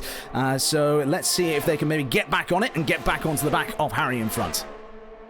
Yeah, I would estimate right now the difference between intermediate and wet tyres is over a second a lap. It's not going to be much more than that, probably 1.1, 1.2, maybe just a little bit more than that, but you can see the Inters have a little bit more grip. Sorry to interrupt you there. We've got Mr. Dale going very, very deep in turn one, was trying to fight it with Rasinchai, was then losing the back end on the start-finish straight. That saw them then being passed by Van Heffen, and into turn one they tried to go late as they dare on the brakes, but the car just getting very squirrely and very loose underneath them, and not liking that one bit. Sebastian Bobek is now right on the back and even going up the inside. Look at this then, up the inside of Meraki through a corner. You would never expect there to be an overtake in, but they've been able to go ahead and do that. What a great move there from the Haas esports strategist and engineer, and now they have one target and one target only ahead of them, and that is Alex Gillen out in the lead by 1.8 seconds. Yeah, and I'm trying to decipher the tyre temperatures right now. So we have a yellow flag for Zella Plays, who's still on the wets. That is in turn 6 right now. Apologies, that is in turn 6. And he is still standing there. Was he trying to cause a safety car? Was he trying to deliberately cause a safety car? That's what it looked like. But didn't do that. Meanwhile, yeah, I'm trying to decipher the tyre temps on Mr. Dale's wheel. I think It's a bit too hot for these tires. They are struggling, and Sebastian Bobek is a bullet indeed. Someone in the chat just said that. Bobek on these intermediate tires is mighty quick. The wets are not the choice. Gillen is trying to hold on for dear life, but it's not really working. And once Bobek is passed, expect him to pull a gap by over 2 seconds a lap at this point. Absolutely, yeah, it's looking very close between them, but even closer behind when we see here Rasin Chai trying to defend from Meraki, having passed the Williams, and now then also having Van Heffen potentially for company as well. Van Heffen manages to make their way past the Williams driver, who's starting to fall down the order, tumbling down after everybody else behind them there. And then we've got Safso in a great battle here. Look at this, side by side with the Ferrari of Just One Ale as they go through this great big long right-hander. And now as they go into the next section, then the sweeping left, he sweeps that McLaren in front of the Ferrari and gets another position there. Big snap of oversteer for the Aston Martin ahead of Mr. Dale. Mr. Dale gives up a position not just to Safso, but also to the Ferrari as well. The Ferrari of Just One Ale is back on terms with the McLaren, alongside now the pair of them. And look at this as they start to go down this great big long DRS straight. No DRS yet, of course, because we aren't running the dry tyres as Zelaplay leaves the session. But now then, as we jump on board with the Ferrari, are they going to be able to make use of the slipstream? Are they going to have a better straight line speed setup on this car? Are they going to be able to get themselves up the inside? No, this time they will not. But you can see then throughout this field, battles happening everywhere, including here for Infratic, right on the back of Bushy Ants. Of course, these two drivers, huge deal of pace in both of their hands at these cars. Bushy Ants in particular, as I mentioned earlier on, 2 wins out of the last 3 Grand Prix in the Creator Series. And now then, with the Red Bull driver trying to close up on the back of the Mercedes, it looks as though maybe, knowing that they're on camera, has maybe gotten to them ever so slightly, because they've lost a bit of time to the Mercedes now. And so they have fallen back now 1.3 seconds behind. The attack goes into defense now as Liam is potentially having a little bit of a think here. As not only that, but just in front of you can see on this camera shot that Bushy Ants had a think up the inside, and Infratic almost up the back of the Mercedes. That then opens the door nice and wide for Liam to go on past. And let's then see then from the Red Bull on board, you can see just how close the Haas is, keeping themselves nice and in the game here, trying their absolute best to fight with the Red Bull driver. But as it is down towards turn number 1, they have the inside line, and that then keeps them ahead for the time being. Battles everywhere, I don't know where to look, including Just One Ale and Safso. They're still going at it, these two, and the gap then less than a tenth of a second there as we first jumped on board with them. Now it's around about a tenth of a second as they go through some of these great big high load corners here where you need a lot of aero grip. That's of course where the cars are struggling to follow in all the dirty air that they produce. They are better than the previous generation of cars when it comes to dirty air, of course, but not quite as good. Oh, the rain has stopped. We are in the period right now where the intermediates are by far better. We're talking 3 to 4 seconds a lap. If you just quickly compare Sebastian Bobek, last lap, 1 minute 40.9. Alex Gillen, leading driver on the wets, 1 minute 43.8, 2.9 second difference there on the previous lap. But it's drying up, and it's drying up incredibly quickly. I'm going to tell you right now, I think it could be time for dry tires within the next 2 or 3 laps. There we go then, just 2 or 3 laps is the prediction from our strategy team here, and that will be the time to go onto those tyres and get all the benefits that come with them. So Safso then right on the back of Meraki as it is right now. We're just having a look at our new race leader, of course. Sebastian Bobek has been able to make their way up to the front of this field, and we've seen the demise of Alex Gillen, Meraki, and of course Mr. Dale. Mr. Dale now down in 13th position as a new fastest lap has been set by our race leader. But now coming out the final couple of corners, then you can see here Meraki just struggling so much with those wet tyres, trying to keep those other cars around them behind, but in the end losing 3-4 positions there out of the hairpin and down towards turn number 1. This has gone from bad to worse for this driver, but it might get even worse in a minute for Alex Gillen. They're doing a grand old job of keeping that AlphaTauri going in the right direction so far, but as it is, they are really struggling just to keep it moving forwards in the right direction. They're having to search for the wet patches on the track, and look at this up the inside! Go Safso! Brilliant move from the McLaren there, and you can see from behind that then the Ferrari gets on pass as well. So this battle is going to continue for some time to come. Just One Ale versus Safso. Subscribe. That is a battle I am looking forward to seeing for the rest of this race long. And just behind them, then you can see Alex Gillen has fallen down the order behind Matty now as well. And Bushy Ants is also closing in on the AlphaTauri driver, or pole position winner, of course. Not pole position, I should say front row winner, of course. And Meraki then, the driver who did start on pole, having a bit of a shocker in terms of maintaining their position here in this one. In terms of that, I mean, if those drivers had gone for the intermediates earlier on, what do you reckon then, Badger? Would they have been able to mitigate some of this damage that we're seeing right now? Would they be further up the order or further back? I can say right now, Alex Gillen would definitely be further up than P8 right now if he had gone for Inters even at the end of that safety car, or just before the end of that safety car period on the final lap when the safety car did stay out. Look where Tiamat Marduk is. He pitted last for intermediates, and he is now right on Alex Gillen as into the pits. And I think this is the moment now. Tiamat Marduk stays out one more. Safso also stays out one more, and that is the worst case scenario for McLaren right here. They wanted one to come in, they had none come in. Very unfortunate here as everyone's coming in for either mediums or hards. I understand both choices. Bobek going for hards, as is just one Ali. All the other drivers that came in are going for mediums right now, as far as I can see. As far as I can tell, yeah, Mr. Dale's going to be the last one here, who just pitted one lap prior for Inters. That was the worst time pit stop I've ever seen. Would have been better to just stick it out for one more lap on the wets, as bad as they were. But he decided to go for Inters for one lap. Now on to hards he goes as well. And we still have the top 5 out there, as well as Punju in P7. And now it's definitely dry enough for dry tires. We are talking about 35% the current situation, and there is look DRS at this. enabled. DRS is enabled indeed, and look at this then, down in towards the left-hander we go, and that is then Boba getting themselves alongside now, fighting wheel to wheel with Otako Man. Otako Man is trying their absolute damnedest to keep that Ferrari within contention here, forced off of the circuit by the Haas driver, and now as they go up and over the crest then to channel their inner Nico Hulkenberg, they're probably going, see you later, and driving off into the distance. So then with DRS, with those dry tyres, that extra grip and purchase is offered by those, they're able to now get themselves charging off down the road to try and protect that P1 that they had been able to get before. But as you can see there, maybe those tyre warm-up cycles are still just taking a little while to get there. As you can see then, up the inside goes Punju. Punju up the inside of El Taco Man. Will they be able to now maintain it through here? No, instead into the pits go both cars, and then that opens the door for others to go on by as well, and the McLarens then in the pits, and I'm trying to select one or either of them. As it is, then Sasso's been able to come in and be serviced. I don't know if Tiamat Marduk was then held up as a result of their teammate coming in directly ahead of them.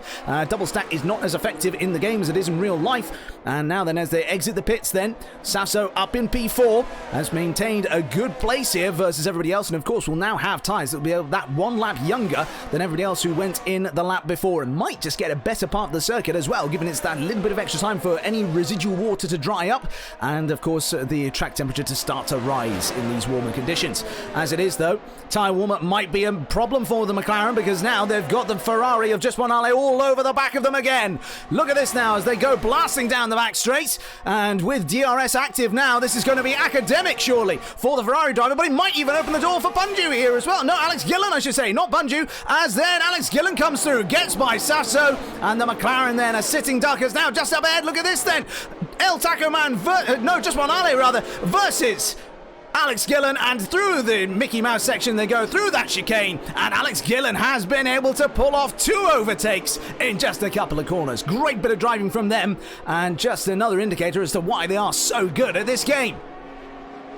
Yeah, and the reason why the medium tyres look a little bit better right now than the hards, obviously it is a softer compound, but also the tyre warm-up that you mentioned earlier, it is so much easier on mediums than it is on hards, especially in these conditions that are just starting to dry up. It's much easier to warm up the mediums, but now all tires should be pretty much on temperature, and now we've got dry running to the end of this race, guaranteed. No more rain expected here in Miami, and 43 laps, because we just started lap 15, so 14 laps done in the book, and 43 still to go, and Sebastian Bobek leads the way ahead of Van Herfen and then Razinchai, but expect that gap between Van Herfen and Bobek to die down more and more, to drop below 1 second, probably by next lap. There we are then. that is it from Badger's own mouth there then. So perfect time for the dry tyres. And look at this then, a great big amount of attack and defence going on here for the Mercedes driver as they try and defend desperately from the Williams that comes charging through up their inside into what is proving to be a very popular overtaking spot. And now then, as the Williams gets on past, that means the Mercedes is down now one more position, and that then will be Bushy Ants further down versus Meraki, of course, our pole winner here today. And so the Williams then goes on to the back street. What a rubbish camera angle. Let's change that. There we go. And so now then, as we head up towards the DRS activation point, we'll see those rear wings popping open on all these cars. And as they head down towards the final proper turn on this circuit, then looks as though Meraki is not going to have that opportunity to get up the inside. Oh, maybe they will! Sudden massive dive bomb we happen to be on board with there as they go up the inside of Safso. And I tell you what, that was a move for the ages. Brilliant chuck up the inside from Meraki there. Able to control the car. Is still ahead of Safso for the time being. Will they be able to brake late, go hang it round the outside in turn number 1? Yes, they do. Up the inside in turn 2. Then cutting the door off in turn number 3. Brilliant bit of attacking, aggressive driving there from Meraki. Yeah, meanwhile, something happened between Punju and Carbon Shadow over P15, now P16 and 17. And Mr. Dale is losing. Oh, he got an illegal overtake. That's why he had to let Punju through. That's what it looks like, at least. But yeah, Punju and Carbon Shadow tangled up with each other in the final hairpin in turn 16, turn 17, that is, my bad, turn 17, and they both lost each other a heap of time as Van Heffen further up the order in P2 is now within a second of Sebastian Bobek, so we might see a change for the lead rather soon. Not yet. Oh, he's out of a second again. That chicane was not good. No DRS for the Alfa Romeo driver, so he's gonna have to be a little bit more patient. Absolutely, we saw a brief move there from the race leader's teammate, Liam, of course, a bit further down the order, swinging it all the way around the outside of Infratic. Great overtaking maneuver from them, but that then just means they are now vulnerable to Infratic on this back straight then. DRS opens up on the Red Bull and on the McLaren behind of Tiamat Marduk, and now then the Haas moves towards the inside. Tiamat Marduk is coming though, he senses an opportunity here, goes up the inside, and then poor old Liam loses 2 positions down the single back straight, though that being said, it is still close. It is still a good close fight here between themselves and Tiamat Marduk. In fact, they managed to hold on to the position for the time being, but now on the run down towards turn number 1, Tiamat Marduk will have DRS, so too with the Haas, but now swinging round the outside goes Tiamat Marduk. Ben Daly up into P11, and now then they have their sights set on Infratic ahead of them, and then it's a long old walk up towards the back of Matty in front, 6.2 seconds in front of Infratic at the moment. That being said, Infratic has just taken about 0.8 of a second out of the Aston Martin driver, so maybe it won't be that long a walk after all. So in terms of elsewhere in this field then, obviously Van Heffen is still reasonably close. It's got that 7/10 worth of a gap to the car in front, and that comes down to 4/10. Oh, and big spun! Round has gone Sebastian Bobek, and that is a massive, massive incident for the Haas driver. And that then means they're now going to be swallowed up by all the cars here. There are yellow flags everywhere. Green flag racing has resumed now, but they have now lost so many positions, down from P1 to P7 in just a few corners. That might even be P8 in a moment, as well as looking around the outside is Bushy Ants. They now try and then get the cut back underneath them over the course of the corner there. Just when Ali gets a penalty through all of that as well. 5 seconds worth of penalty, in fact, as it is. Not sure exactly what that's from, but we'll keep an eye on that. There might be some clues as to why that happened a little bit later. And as it is, then down and towards the hairpin they go. Bushy Ants is practically pushing Bobek through the corner, and as it is, then they're going to need to really try and hustle the car through these next few corners if they don't want to be overtaken by the Mercedes. But as it is right now, on board with the Mercedes, and it's looking like actually the Haas is able to just keep it ahead. No, at the inside, what a move! That didn't end up working out for them.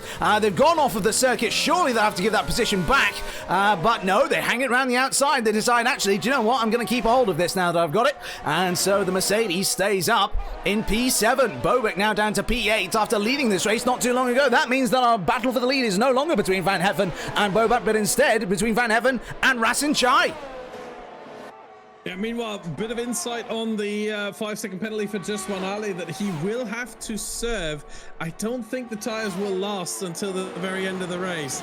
The reason why he got that is because when Sebastian Bobek spun, he caused a yellow flag.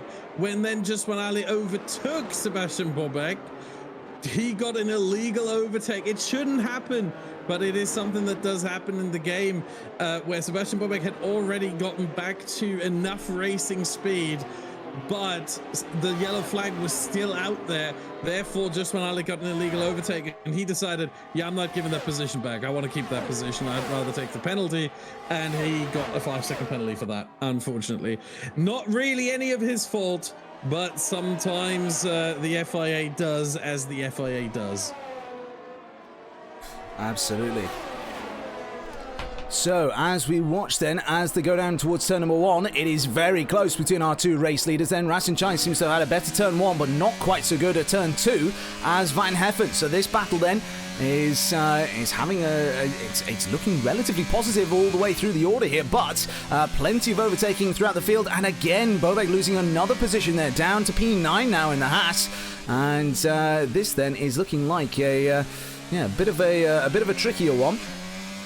And so, on board with the Alpine, they are losing time then. It's out the exit of the corners in particular is where it seems to be that they're losing the time. Barreling into the corner, being fast in, slow out is not what you want to be doing. It's the opposite, in fact. And so whilst DRS will help them to regain some of the ground, they're nowhere near as close as they were headed into the corner at the start of that straight. And now then, as they start to round through the next few corners with a little bit of late braking there and being able to really hustle the car through the corners, they can then regain some of that time. And through the chicane, they looked a lot stronger there than Van Heffen. If they're able to carry the speed now and not end up spinning up the rear tyres or losing time on exit here, then this could be a very, very good chance here going down the back straight for something to happen between these drivers. So, as we go then, watching on from the forward camera, DRS is open on the back of the Alpine, down towards the hairpin they go. Will there be a late dive towards the inside? No, not this time. And the Alpine goes so late on the brakes they almost just managed to squeeze that little rear right tyre of the Alfa Romeo, but as it is, they go through the final couple of corners and the gap reopens again between them. 3 tenths between them now, and a little bit further down the order we've got Safso then, within just a couple of tenths of Just One Ali. This fight then has been brewing all race long, has also done a bit more than brewing, I think it's fair to say, has done a little bit of frothing and exploding as the fighting has continued between these two drivers. Lots of passes between them back and forth, and we're only 20 laps into this 57-lap race. It feels like we'd have an awful lot more racing in all that time. But as it is then, we're seeing still great amounts of overtaking and racing here around this Miami International Circuit. Yeah, certainly. And I've been looking at a couple of things here with regards to the strategy. And I've been just seeing and really confirming for myself here and for everyone else as well. Just when Ali, well, technically he can make it to the end. Technically. But the hard tire is going to be so slow that any one safety car period will immediately put that idea to rest. The same is true for Sebastian Bobeck. I think he's going to try to do that. But with the time he's lost so far already, I don't think it was the right choice. It's probably better to do what everyone else did, which is go for mediums now. And then at some point, once we get to lap 30 or beyond, you want to take the next safety car period to go on to mediums again, and then to the end from there. So there we are then. So down in towards the hairpin goes Infratic, or Fabio as he's also known to his followers, of course. And oh dear! Round he goes, and it's the curse of being on camera again for Infratic. This happened to him at the last race as well, being on screen. Not just on the onboard, but also being able to see his camera there. And I'll tell you what, he might not appreciate me for putting that up on screen then. So away we go then, away from Infratic. A bit of a slip in the final corner there, and just losing that end plate has caused a safety car to come out. Unless, of course, there's been anything else on circuit. Badger, what have you got? No, there's been nothing else on circuit. It is really that incident and the debris that probably spilled onto the track a little bit. Very surprised, but that's what you get when the safety car is set to increase. So the question for all the medium runners now is, are they going to come in again? I think it's too early. Right now, you will not be able to make it to the end on medium tires if you pit here. And it's only been 8 laps, so it's probably best to stay out. But that brings everyone together. If you're a hard runner, you definitely stay out at this point. You are not going to change anything. So we will see very few pit stops. We will just see the field bunched up. And with the incident of Infratic there, who has now dropped down to P14, dare I say, number 2 Red Bull driver. Dare I say it. Once again, Infratic doing what he shouldn't do, just losing focus, losing concentration. Unfortunately, a reoccurring theme with him, but I hope that at some point he does find a way to improve that area of his driving, because he is quick, he's got the talent.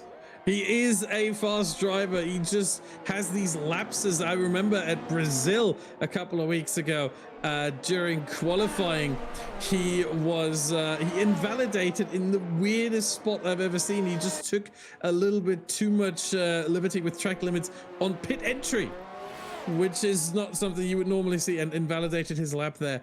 Who caused the safety car? That would be Infratic, who caused the safety car. Yeah, as we have the top 4 already caught up behind the safety car.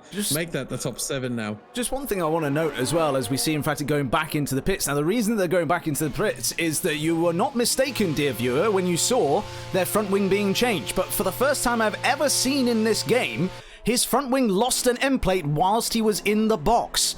So let's see if it happens again here. See if a mechanic's leg knocks it off or something. No, this time the front wing stays together. But yeah, that was bizarre. I think we should be able to view that one back later on. If someone wants to go back in the VOD and find the clip there, send it across to the Stream Clips channel. And with the mention of the Stream Clips channel being done there, and that gives us a nice little segue to go over to the clip book with Nathan. Nathan, take it away. I have the clip here of Curbs when he DNF'd down at lap 4. Come out of this corner here, it just seemed he wasn't paying attention because he looked away for a second at the chat and then just go straight into the back of Infratic there. Yeah, nothing you could do about that. It was an easy DNF. We can see it from Infratic's view actually, if we quickly just get that onto the stream. There we go. So Infratic was just having a little stroll through. Coming through in towards the end of this first sector, obviously catching up to the back of Ben here in P8. And in a second, you'll see Infratic's car just jump forward a slight bit. Here we go, and then look behind, and there's Curbs deciding to veer off into the wall. So that was a confusing one, and definitely not one Curbs would have liked. And you can hear the displeasure there from Fabio as they recognise what just happened. Thanks very much for that then, Nathan. We will, I'm sure, check in with you a little bit later on. Now, for the time being then, we are starting to see a lot more sun coming out here, Badger. And in terms of that then, I mean, we've got, of course, in lead still is Van Heffen, then Rasenchai behind. Are you surprised that drivers have not necessarily gone in for a huge amount of stops here? We can see that everybody from Bobeck down to Mr. Dale has gotten new tyres on, with the exception of Mr. Dale themselves. What about everybody else? Those in the top 10, for example, who've all elected to stay out on those sides. Do you think that's the right call? Yeah, absolutely. Right now, there just isn't a good time for a pit stop. The last pit stop was now 10 laps ago to get away from the wet or inters, depending on the driver, mostly inters, but we had some wet runners still. And it's just not the right time right now. If you're on hard tires, you're going to make it to the end already.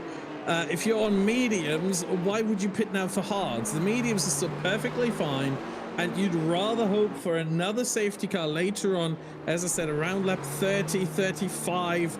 Ideal, right? Properly ideal would probably be around lap 32. Because you don't want to, you can take these mediums all the way up to 33 laps. That is the lifespan until they reach 70% and really fall off a cliff, really get bad.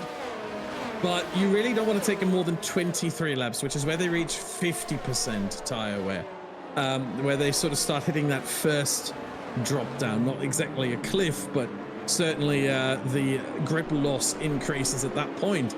And so 23 laps is what you would be planning for this race. And so we still have 34 laps now remaining, which is way too much for mediums anyway. As I said, that's 33 to 70%. So you don't want to get off them right now, or you'd be very vulnerable towards the end of the race. And again, these tires are still very, very good in terms of condition. They should be at around 25% maximum, probably closer to 20. There we are then, so closer to 20% wear then on those tyres, and so plenty of life still in them at this stage. As it is then, we can see, if we go back over to our main race screen, that we've got all of the positions gained and lost so far in this race. Now, of course, for Curbs and for Ilke, they are unfortunately out, but for everybody else, we can see then their progress. Now, Zella Plays then has been able to unlap themselves now from the safety car, and is currently making their way back round towards the back of the queue here. But in the process of doing so, of course, by keeping it clean, they have now advanced 2 positions up the order, owing to the fact that those other 2 drivers I mentioned have gone out. Bobek, of course, down 8 positions here, but they've gone in for that fresh set of tyres, so that's not necessarily reflective of their performance so far. That being said, there was that great big loss of traction through the corners the cars are about to go through now, which then ultimately lost them 8 positions it was in total, before we ended up seeing a safety car called, and then, of course, the pit stop flurry after that. And I think it must be said, great big shout out to Van Heffen and to Rasin Chai, in fact. Both of these drivers, they managed to call it well earlier on when we were going from wets to intermediates, and then of course have gotten the dry tyre stop done at the correct time as well, have kept their noses clean, have kept the cars going in the right direction, and that then ultimately means they are now up 13 and 9 positions respectively from their starting place. Yeah, indeed. We actually have 4 drivers that pitted immediately with that safety car. Those 4 drivers are Van Heffen, Razinchai, as you mentioned, Jusman Ali, who unfortunately put on the wrong tyre. He went onto another set of wets there after 3 laps. But pitted again on lap 4 for Inters, and Bobek, who had obviously the issues, and he pitted for new mediums now, who is effectively the leader of that second pack of those who have pitted under this safety car. So all of them doing incredibly well. It just goes to show taking a risk, a calculated risk, can very well pay off, and that's why we've got Van Heffen and Razinchai right now in P1 and P2 as we are awaiting the message safety car in this lap. We are still waiting for Zella Plays to round the circuit fast enough to catch up to the rest of the field, and I think then we will get underway. Maybe Bernd Mailander is going to call it a day early. Maybe he's going to come in at the end of this lap because he feels like he's been out long enough. Sometimes the game tends to do that, to just say there's still a car that hasn't caught up, don't care, didn't ask, L plus ratio, and he goes back into the pits. So there we are then. So that is the difference you can see between Punju at the back of the main snake of this field versus then Zella Plays behind. They've got a little bit of distance to catch up still. The rest of the cars in the second sector, they're still in that first sector, but I have a feeling they will be able to catch by the end of this lap. It will then, of course, depend on whether or not the safety car comes in at the end of this lap. So we ride on board with Van Heffen then as they get ready to potentially resume racing soon. We will find out not too long after the second sector split, which is coming up just now. And so then let's take a look and see if these lights disappear on the safety car. And they do. Safety car is in at the end of this lap. Yeah, so Zella is unlikely to fully catch up, as Van Heffen is now in charge of the field, but is obviously not allowed to overtake the safety car. So has to wait until that pulls into the pit lane, or at least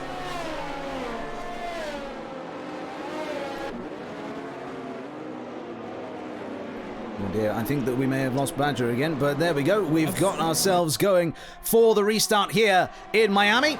And Van Heffen then is leading us away, and a good lead away it is as well. They managed to keep that gap to Rasinchai behind, and Rasinchai, in fact, a little bit vulnerable to Alex Gillen initially in that first restart phase, but now, as they get the power on and gone through the first couple of corners, it's Van Heffen now on the back foot, and as they go through these next few corners, then you can see that that Alpine is looking a lot more poised and a lot more balanced than what we see with the Alfa Romeo in front, but even more poised and balanced is the Alfa Tauri behind. Alex Gillen is chasing another victory here in the Creator Series, and so will it be that that ends up happening for them here today? Well, they can certainly chance it, but for the time being at least, it's going to be more a case of the Alpine in front trying to attack rather than defend, and with no DRS available just yet, it's unlikely we're going to see a move this time down into this particular corner, but stranger things have happened in the course of this championship. And speaking of stranger things, we can see there a collision between Safso and that was just one Ale. So the two sparring partners that have given us so much entertainment so far throughout this race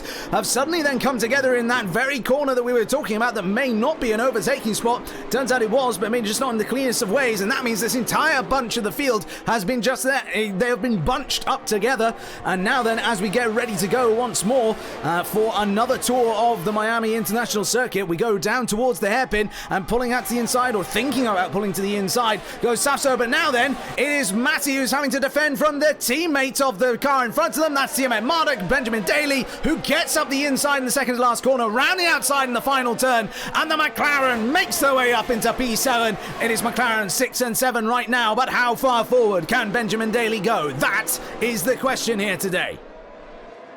Yeah, we know he's got race pace generally around almost every circuit. I think this might actually be one of his weaker ones, but still, he is a mighty quick driver. And I think with Bushians and Safso in front, those three will be a rapid train. And I do think, as much as Van Heffen and Rasenchai have obviously capitalized on their early pit stops from wets to inters, that's why they are so high up right now. They are quick.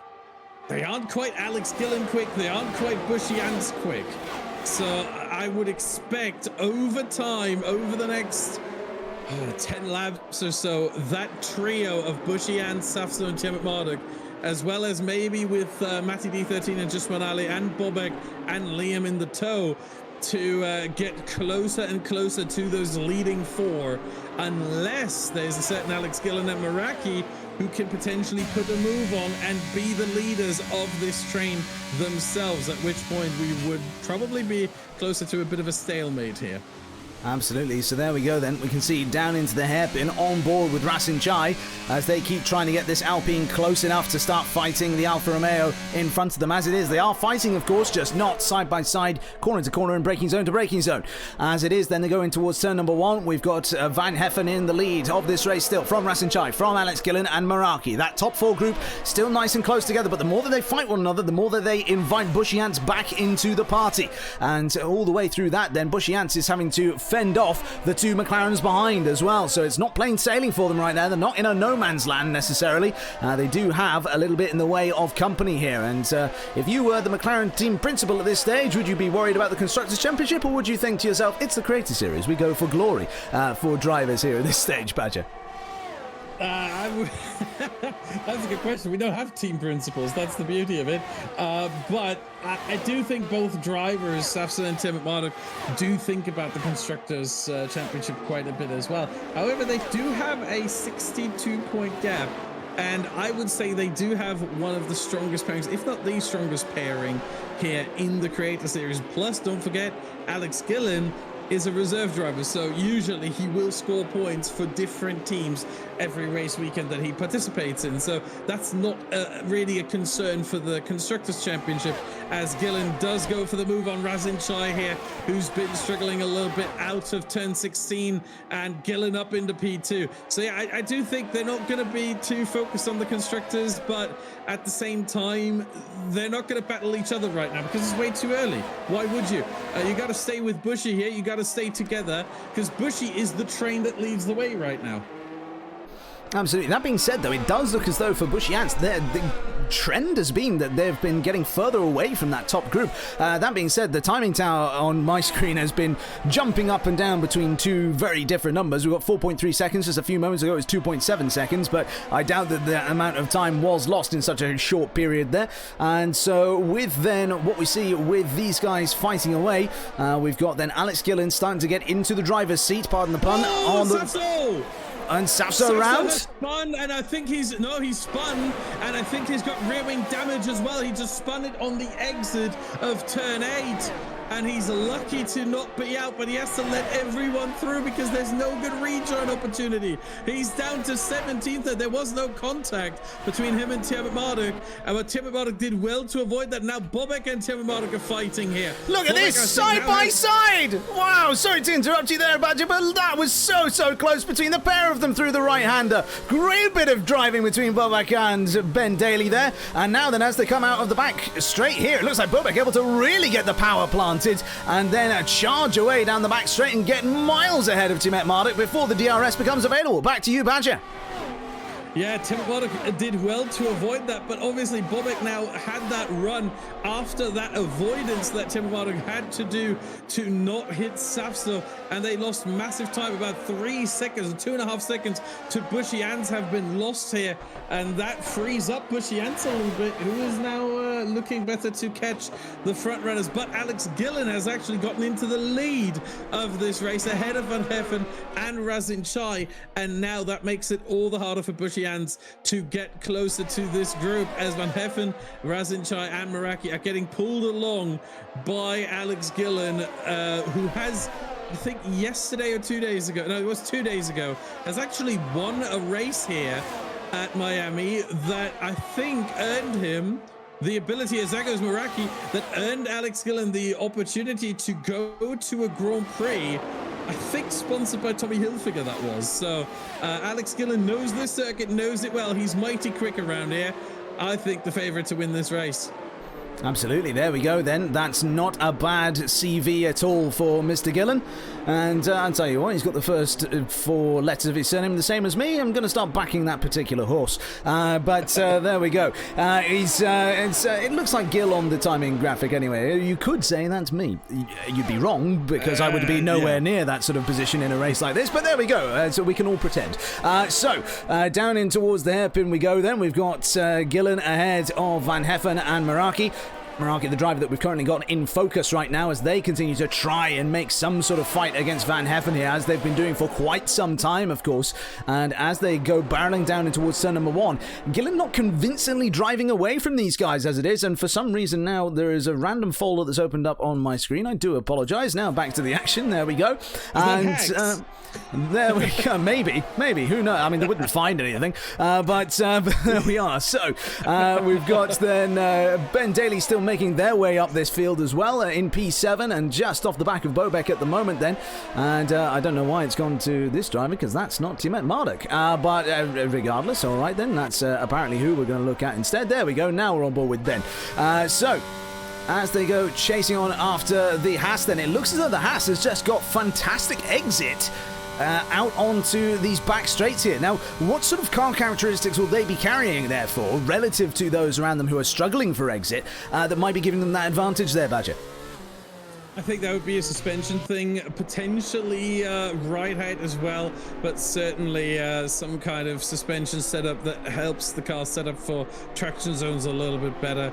The wings generally only come into play for medium to high speed corners, so out of a slow corner sorry like to interrupt that, you, sorry to interrupt, Badger, but look at this, down in towards the final proper corner. The lead changes hands once more. Alex Gillen back down to P2, Van Heffen ahead, but now then on the exit, the two of them go wheel to wheel, a little bit of a bumping and barging between them as well. That's now down towards turn number 1. Van Heffen is ahead for the time being and just manages to stay ahead in the braking zone as well, but they go a little bit too deep there possibly. Now then through turn number 2, they need to just park the car in the absolute perfect spot to keep Gillen from driving by, but it looks like Gillen is wise to it. He's sticking right onto the back of them, but for the time being it looks as though Van Heffen has reclaimed the lead.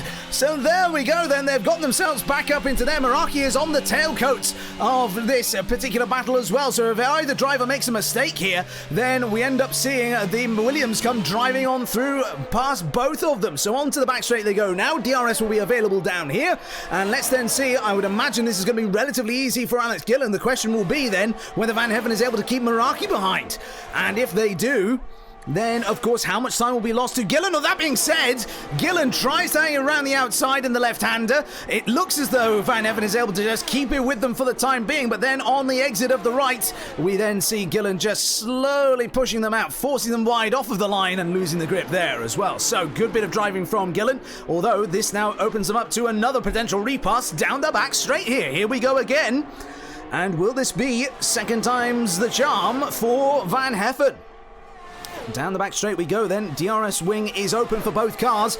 Down towards the final hairpin we go. He has a look up the inside. Alex Gillen goes very deep on the brakes. And now then it's the opposite of before. Van Heffen has the inside through the second to last corner. Alex Gillen then cuts back underneath them. But now with DRS on the Alfa Romeo, they might be able to get it up the inside by the time they get towards turn number 1. Late on the brakes. Up the inside they go. This is great racing between these racing drivers.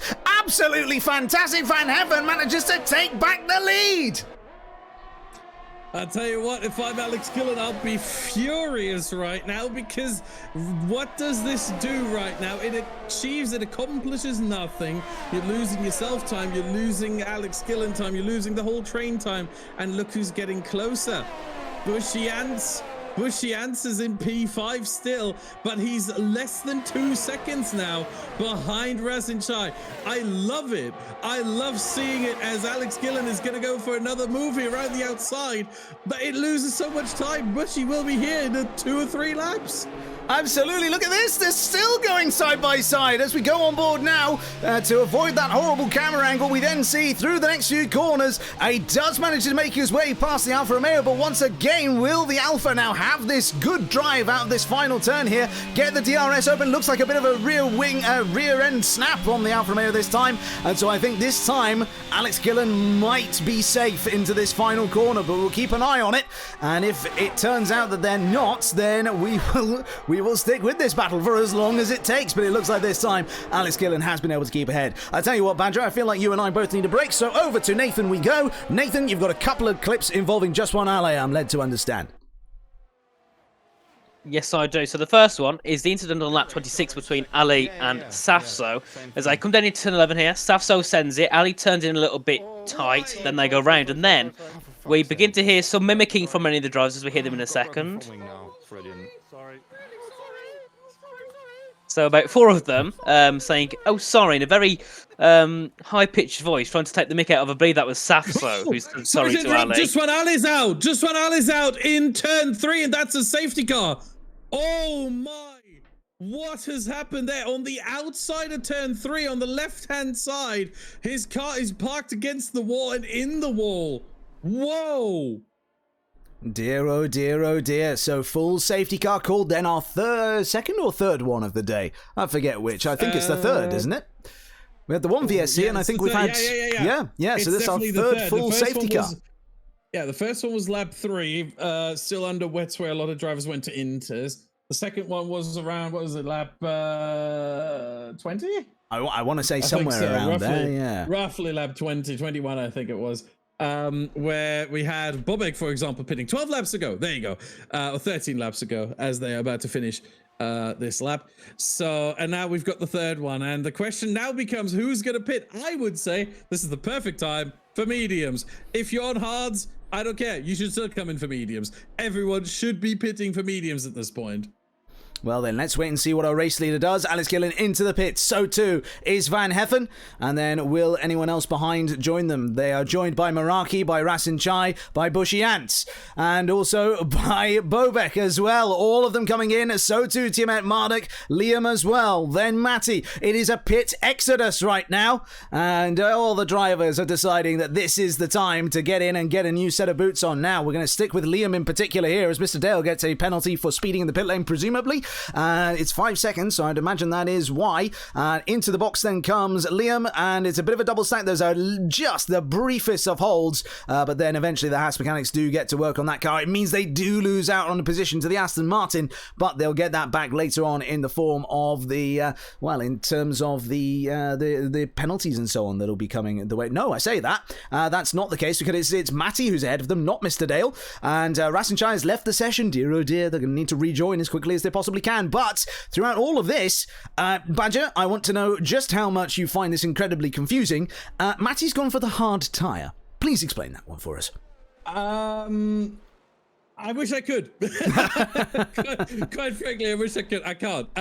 The only possible explanation I would have for this is if he has chosen the softer tire distribution at the start of the before qualifying, loading into qualifying 1. If he has chosen the softer tire distribution, then he only has one set of mediums for the race, and he's just used that, so he has to go hards now. At that point, I would then, however, ask the question, why didn't he choose the hards first and now the mediums? Would have been better that way, but it's not ideal either way. This is why in a 100% race you do not choose the softer tire distribution. Yes, you have more soft tires for qualifying, but at the same time you rob yourself of that one medium tire that is just very, very good around every circuit. By the way, this is for F122, and hopefully it will change for F123, and we have a bit more variety where sometimes soft tires are better, sometimes hards are really usable. But right now, the way it is on F122, the medium is the race tire to have and to be on everything. It is what you want, and you want to have as many sets of it as possible, and the softer distribution just does not do that. So yeah, that's the only explanation I have. I don't have any other. The medium tire at this point makes it to the end. The hard does as well, granted, but the medium will be significantly quicker. So there we are then. That is the latest from Badger. Rasenchai has now rejoined, so that's good for them and for their fight here. P4 now for the Alpine driver. It's looking a particularly good climb up the order for them. You can see here from that graphic, Van Heffen, the one with the largest climb, and that's equally matched in terms of a decline by Safso, now down 12 places as opposed to Van Heffen up 12. And then Rasenchai 7 places up, Timet Marduk 9 places up versus the start. For Ben Daly in particular, I mean, I'm sort of surprised in a way that they've had a bit of a stall, it seems, in terms of their charge up the order. That was going so well for them at the start when they had a dry setup in wet conditions, but now it seems as though things are a little bit more of a struggle. We'll come to your thoughts on that in a moment, Badger, but first, I understand, Nathan, you have got for us over at the Clipbook a little bit of information with regards to what happened earlier on. Yeah, so this is Ali CNF going down into turn 1, pretty safe there, but nearly got hit by Liam. So that was very close, and you can come through here up to 5th, pretty normal. Then it seems he takes a little bit too much curb, unsettled the car on the throttle too early, then straight to the wall. Just locks up completely, and you can see there his sarcasm has been happy when realistically he would have been fuming inside, which is a big shame for Ali indeed, and that is his race over. Was looking for points, so definitely a big shame. We also, if we have time, we've got a quick clip of Safso. This was what happened down when we can see it.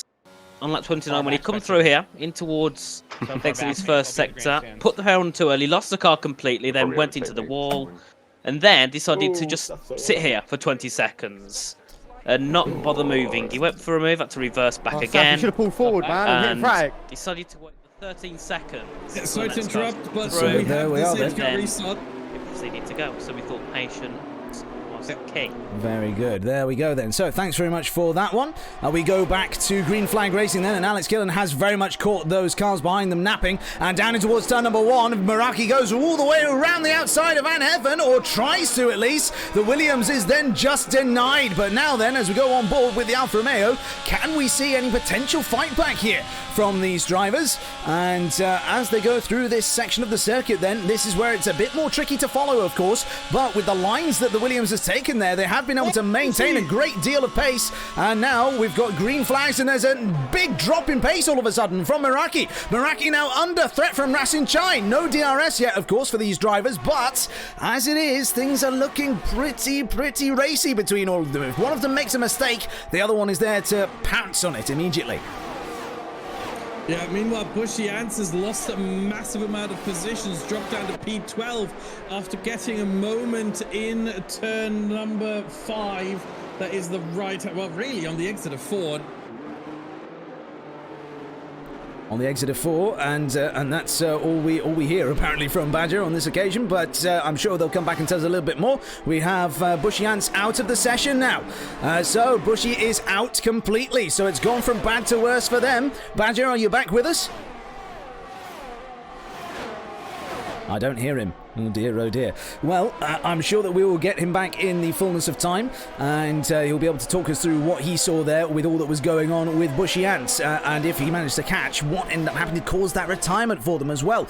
That's the real big question this stage. Alex Gillen sets a new fastest lap of the race here on lap 38 with those brand new medium tyres. And then we look a little bit further back here. Let's take a look at Tiamat Marduk as they are trying to climb up the order, get onto the back of Bobek, and then hopefully get themselves by and up the order here. But as it is, Bobek is now closing in on the back of Rasin Chai, who's then, of course, in that train from Van Heffen back to, to Tiamat Marduk, really, when we look at the timing gaps. And as it is, then, we've now got this 5-car fight between 2nd and 6th for all those positions on the podium. As it is, though, Alex Gillen at the front of the field has checked out from the rest of these guys. 2.9 seconds ahead now, after just a couple of laps since the safety car restart. Badger, are you back with us? I would hope so. Nathan can hear me. He said as much in the chat, but yeah, I don't know what's going on. So it's not my microphone. I can safely confirm that. But anyway, we're going to sort that out after the broadcast. But I hope I am back. Dan, I'm pretty sure I am, right? You are. I haven't just been silent this entire time. You are back. I've been allowing you to speak. Sure. It's good to hear you again. Sure. Yes. Bushy had this moment in turns 4 and 5 and just was completely off the circuit. Did avoid any contact with the wall or any other cars though, but decided to retire on his own volition. He didn't crash into a wall or anything. He just parked the car. He just went into the menu, said, right, I've had enough, retire, and off he goes. I hope we get to see a clip from Nathan in Nathan's clipbook later on. But yeah, very, very odd retirement, I would say. Very odd indeed. Very, very odd indeed. So, as it is then, poor old Rasin Chai has been in the wars whilst we've been talking about that, because in the last few corners, they have ended up tumbling down the order. They have gone from that 4th place where they were harassing the back of Meraki, and now all the way down behind both Bobek and Tiamat Marduk as well. Now they've got themselves DRS and only 3/10 of a gap to Tiamat Marduk in front, but that gap is now opening up again, and a little bit further up the order, we've got Meraki versus Van Heffen, round 2, Electric Boogaloo. And meanwhile, a little bit further back, the Aston Martins are fighting each other, with Mr. Dale overtaking Matty at this stage. Matty on those hard tyres, of course. And dear oh dear, I seem to have hiccups. So I tell you what, Badger, over to you while I hold my breath. There you go. That's one way to do it. But yeah, we've got a nice little group there between Bobek, Tiamat Marduk and Rasin Chai, who are all battling together. Will Tiamat Marduk try to get the move on Bobek here with the DRS? It's better to overtake here into the hairpin than it is to overtake into turn 1, because you have a longer DRS straight, generally works a bit better, whereas this short DRS straight down the main straight is usually not the best opportunity. As Meraki goes for the overtake here on Van Heffen with the fastest lap as well, around the outside in turn 1, turn 2 inside. It's not quite gonna work. Van Heffen has the grip and is staying ahead for now. What a battle between the two. That allows Alex Gillen, however, to escape, to fly off 2 seconds now. Alex Gillen ahead of Van Heffen and of Meraki. So massive gaps building here as Bobek and Tiamat Marduk and Rasin Chai sort of in the tow are getting closer and closer and closer to Van Heffen and Meraki. We might soon see a group of 5 battling it out over P2 as Meraki finally goes for the move around the outside of Van Heffen and clears him into turn number 11 right there. Oh, runs a bit deep though through 12. And keeps the position. Yeah, that's not where you want to overtake. Sure, that is not a position to send it in. That is not a corner to send it in. As Mr. Dale gets himself more penalties. He's now on 11 seconds in total. Can serve 5 of those in a pit stop. And now Van Heffen trying to get back at Meraki. Meraki defends the outside. They are alongside each other, both break in time. Who's going to get the DRS? They touch, they bang wheels. And I think Van Heffen was slightly behind at the DRS detection point. He gets the DRS. We have Bobek around. Bobek around in turn 17 again. This is not the first time we've seen him lose positions by being around, pointing the wrong way, and down to P11 he goes. And Meraki keeps P2 ahead of Van Herfen. Tiamat Marduk now up to P4. Razin Chai and P5. They have to work together now to try and catch Van Herfen and Meraki. A lot kicking off. Are you back, Dan? I certainly am. I certainly am. Very masterfully done there, sir. Well done for guiding us through those last few minutes there. A bit of a shame for Van Herfen to lose that place out to Meraki, but will they be able to reclaim it? That is the question. Meanwhile, we are taking a look currently at where Bobak has ended up, just behind Safzo. A bit further down the order, we switch now to Van Herfen. It was very, very impressive how down the back straight Van Herfen was able to gain huge amounts of time with the DRS open. Now, of course, that's what the DRS is designed to do. Yes, absolutely. But typically speaking, the slipstream effect has not been quite so pronounced as we've seen it for himself down the straight that time. Now, what we did also see down the back straight there was that you can see on the back of Meraki's car now, that flashing red light that indicates they have less than 10% ERS remaining, so not much in the reserves there for trying to boost themselves along. And you can see then that they catch down the back straight here to Van Herfen, but they're not able to really gain by the same margin as they were before. So unfortunately for the Alfa Romeo driver, they're going to have to keep on plugging away at it and try and make this work for themselves. Meanwhile, owing to Bobek falling off and away there, it's meant that Tiamat Marduk, Ben Daly himself, is now up to P4 after a P16 start. This has been a great drive by the McLaren driver, and to see them up there that high is a testament to just how good their racecraft is as well. We've seen so many drivers going out, being involved in collisions, getting penalties, all this sort of a thing, and they've been able to make their way all the way up the order like that and still keep their nose clean. As too, of course, have Van Herfen and Rasin Chai. So great group of drivers we've currently got, and P3, 4 and 5. I mean, I'm looking at the DRS gaps. Van Herfen just keeps DRS as we have Punju around and dropping down to last in turn 3. Right now, he is pointing the right way. He's not out of the race. But yeah, Van Herfen got DRS. Tiamat Marduk did not.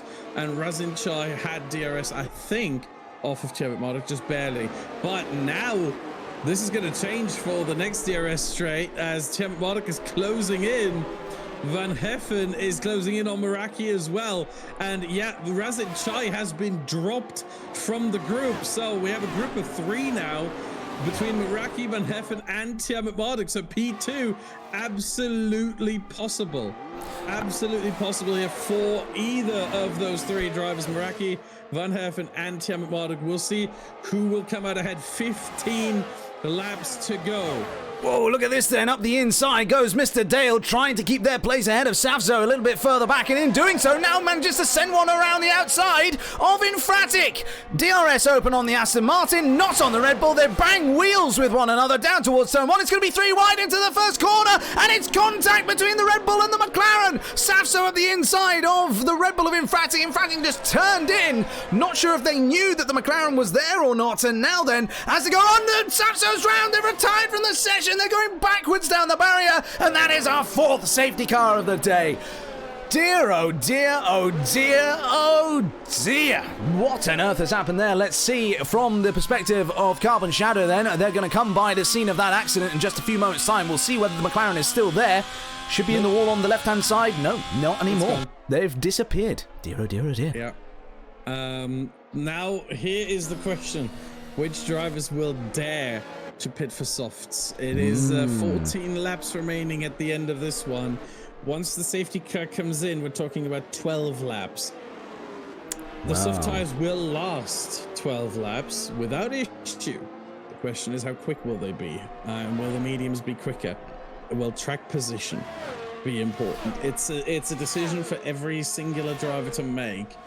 And personally, unless I'm Xella Plays or Carbon Shadow, I'd probably come in for soft. I'd probably stay out. Sorry, those 2 should come in. Punji should come in. Xella Plays. Van Heffen's gone for it. He's the first to blink of that lead group. Tiamat Marduk has stayed out. Rasin Chai too. These 2 drivers, of course, started really far down the order and have been able to make their way up. So, in a sense, I suppose, nothing much to lose. They've decided to go for this strategy because, of course, those further down the order are going to be more inclined to go for these. Sorry, wing change for Razin. That's why he's coming in, because he had damage. For Van Herfen, that is not the case as far as I can tell. Let me check the pit stop time. Yeah, for Van Heffen, it's a normal pit stop, but Razinchai came in for a wing change. Matty D and Liam, I'm going to wait for the full times here, but some drivers are coming in for wing changes. Here's the problem with the soft tires right now, right? They are quick for the first couple of laps, but they will wear off, and even worse, if we look at track temperature and air temperature, track temperature right now is 34 degrees Celsius, air temperature 27. It will go up to 28 air and 35 track within a couple of minutes. The problem is these soft tires might very well end up overheating, especially through the first sector. Once you get through turn 8, they will start cooling down a bit, but I tell you what, the first sector is not going to be fun to drive for these drivers, and it might end up being a bit of an issue. Oh, Harry's out. On track, Harry's out, and Razinchai hits him. Oh, there's more cars coming. Oh dear, oh this dear. is crazy. Oh, Thankfully, it's only the Aston Martin of Matty that seems to be coming onto the scene of that accident. Now then, up the inside goes Liam as well. Next one to come along will be El Taco Man. We're right on board with the Ferrari now, and the Mercedes is now gone. So there we go then. That is that. And so we've got this all going on then. And, well, I mean, that's then just how you can't ever take your eye off the ball. You have to be on it at all times. You have to make sure that you are keeping all of the attention on what you are doing, and not decide, you know what, it's a safety car, I can completely relax now, I can just go and do what I will. That then is likely to extend this safety car period, I would imagine, and now we're seeing that Bobek and Rasinchai in the pits. Now Rasinchai in the pits because they hit. There we go, and because there was contact there for Bobek as well. So they definitely on the softs now. I mean, they were on softs before as well, but definitely on softs now after that incident there, and a bit further down the order as well, which I think for Rasinchai in particular is a big shame. They've been able to jump so far up the order. If we bring up the graphic here, they are now where they started, P11. For Bobek, of course, it is a bit of a shame that they've dropped down 6 places off the start, but you could say that, well, they've had their couple of half spins. Maybe they should be where they are now, maybe even lower as it is. But right now, then, we see that Rasinchai is through no fault of their own, really. A car disappears off the track ahead of them and ends up being a broken wreck, and they go into them. Well, that's a shame. And it's one of those things. Again, you have to be alert. Technically, Miami is a street circuit, so, in the words of Jolyon Palmer, you have to be alert on a street circuit. Indeed, yeah. There we go, then. So, we've got ourselves the safety car still out, then. We've got the hurry-up being given to Bobek here by Rasinchai, as then the rest of the grid, led by Alex Gillen, go around the last few corners. So if you're Alex Gillen, or Meraki, or Ben Daly, or Mr. Dale, or Infratic right now, and you see all those angry, quick drivers behind you, you've got those fresh, soft tyres on. How worried are you, do you reckon? We'll come to your thoughts on that in just a moment there, Badger. But first, let's pop down to the clip book and to Nathan, as they have got some info for us, I believe. Nathan, over to you. I've got a bit of a clip here between El Taco Man and Infratic, and we'll skip forward a bit to where the actual issue was. Here we go, going down in towards turn 11. So El Taco Man sent a bit of a dive bomb, lost the rear because he locked under the rears, and then you can see in a second we start to see a bit of a reaction from Fabio emerge.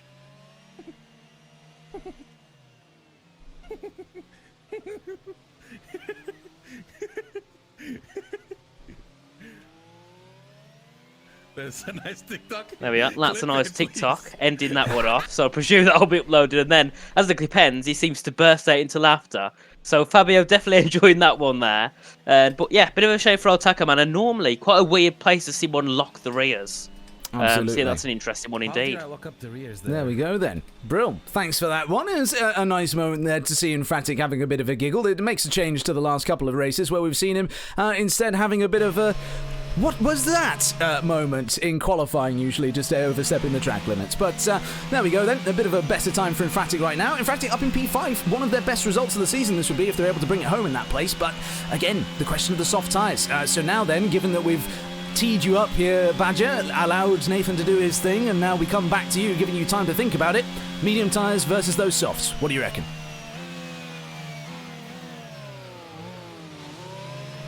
In the early stages of the restart here, let's say first off, they are easier to heat up, so directly on the restart and after the restart, there should be overtakes aplenty from softs on mediums.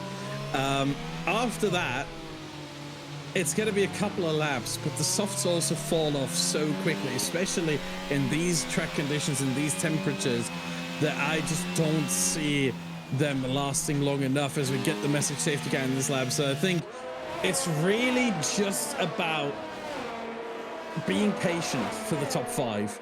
Just be patient, wait it out, ideally get as much of a gap as possible and defend a little bit. But yeah, Alex Gillen, I think, is looking the best right now because he's got 4 cars buffer behind him who will all the soft runners will have to get through before they can challenge Gillen.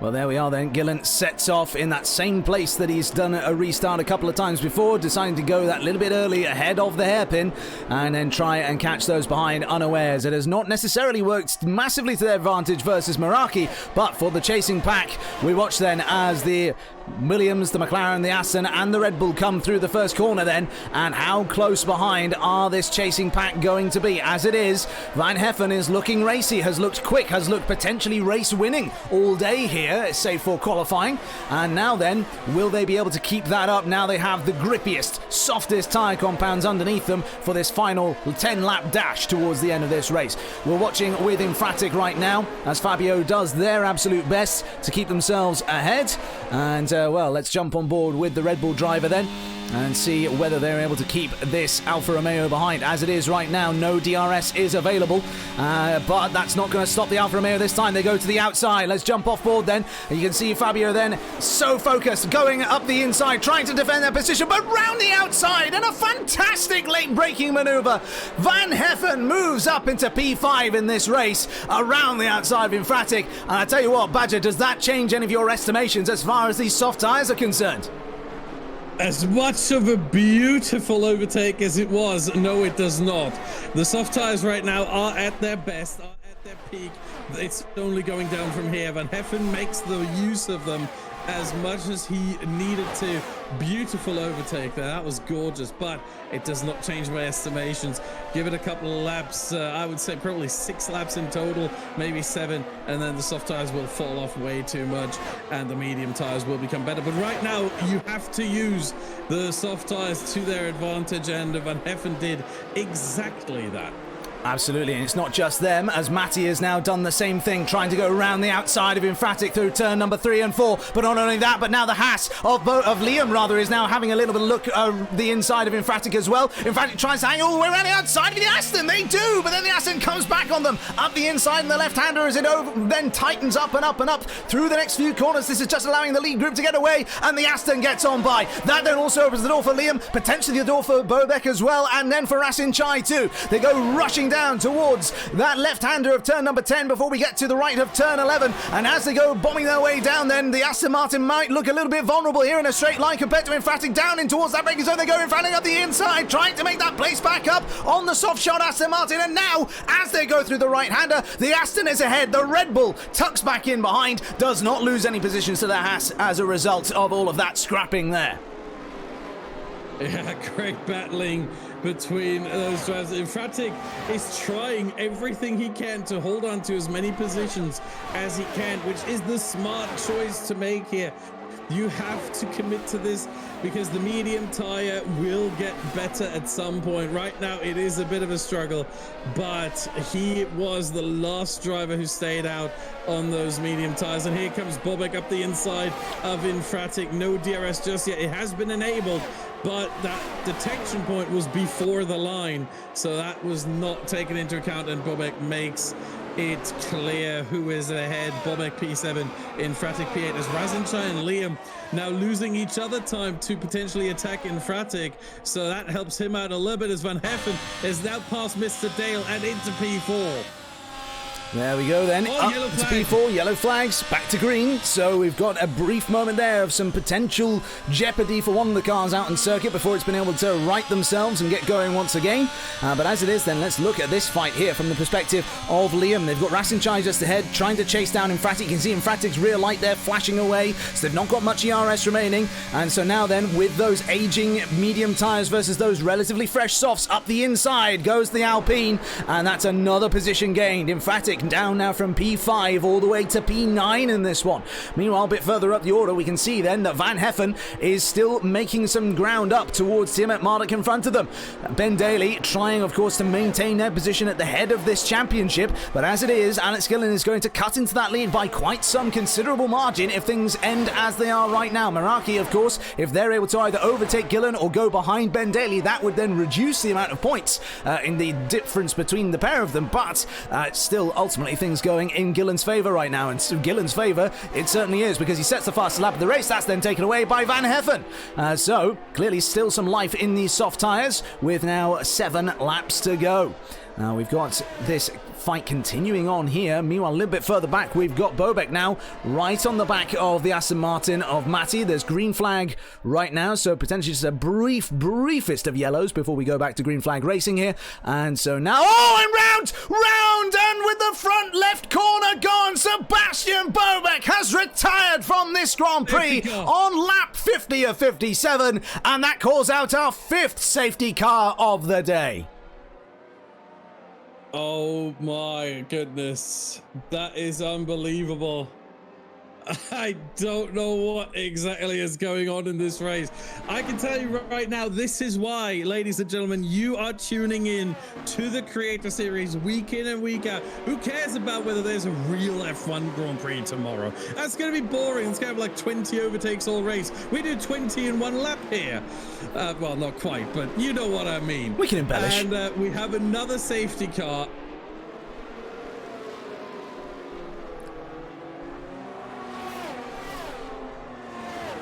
Now for really anyone, again, unless you are near the back. I can see Mr. Dale getting a penalty for speeding on the safety car. He always finds a way. He always finds a way to sabotage his own race. It's incredible. But yeah, if you're Xella, if you're Infratic, if you're Punju, if you're Carbon Shadow, you can come in. Van Heffen is coming in. No, Meraki. Sorry, Meraki is coming in. Rasenchai as well. What? Interesting calls. I don't understand that from Meraki. What is the idea behind that? He's going for softs. No front wing change or anything. Could it be that maybe they've just underestimated how many people behind them went for the softs in that initial safety car period that was before this one, and so they think, oh, everybody's going to pit, surely. And now they come out and they actually find themselves down in P8 as it is. Could it be that? Yeah, that could very well be the case. Although I would assume that he had an idea how many drivers pit for softs on the first, on the 4th of the 5 safety cars today. I don't understand that call from Meraki. He does have the pace to make up for it. He's only in P8 right now, but I mean, I don't think it's for the content. Okay, we're getting the message there from Dirk in the chat that maybe it was for the content. It might very well be, to be fair. Meraki, I think, is the kind of person to just say, you know what, for the content, let's go have some fun and go on to softs and try to make some overtakes happen. But yeah, I'm not so sure about this one. I would have stayed out. But I understand for Rasenchai where he came in and he was incredibly smart, because he had a 5-second penalty and he just served it. So he is just lower on penalties now than he was before the pit stop, and he really didn't lose that many positions from it. So it was absolutely worth it for him to do that. Xella Plays went into mediums. No, he didn't. He didn't pit at all. Sorry, my bad. But Carbon Shadow, Punju, and Infratic all went for softs, understandably. And we are lining up for a showdown between Alex Gillen and Tiamat Marduk. Once again, they just cannot escape each other. It seems they are tied together at the hip. And then Van Heffen in P3.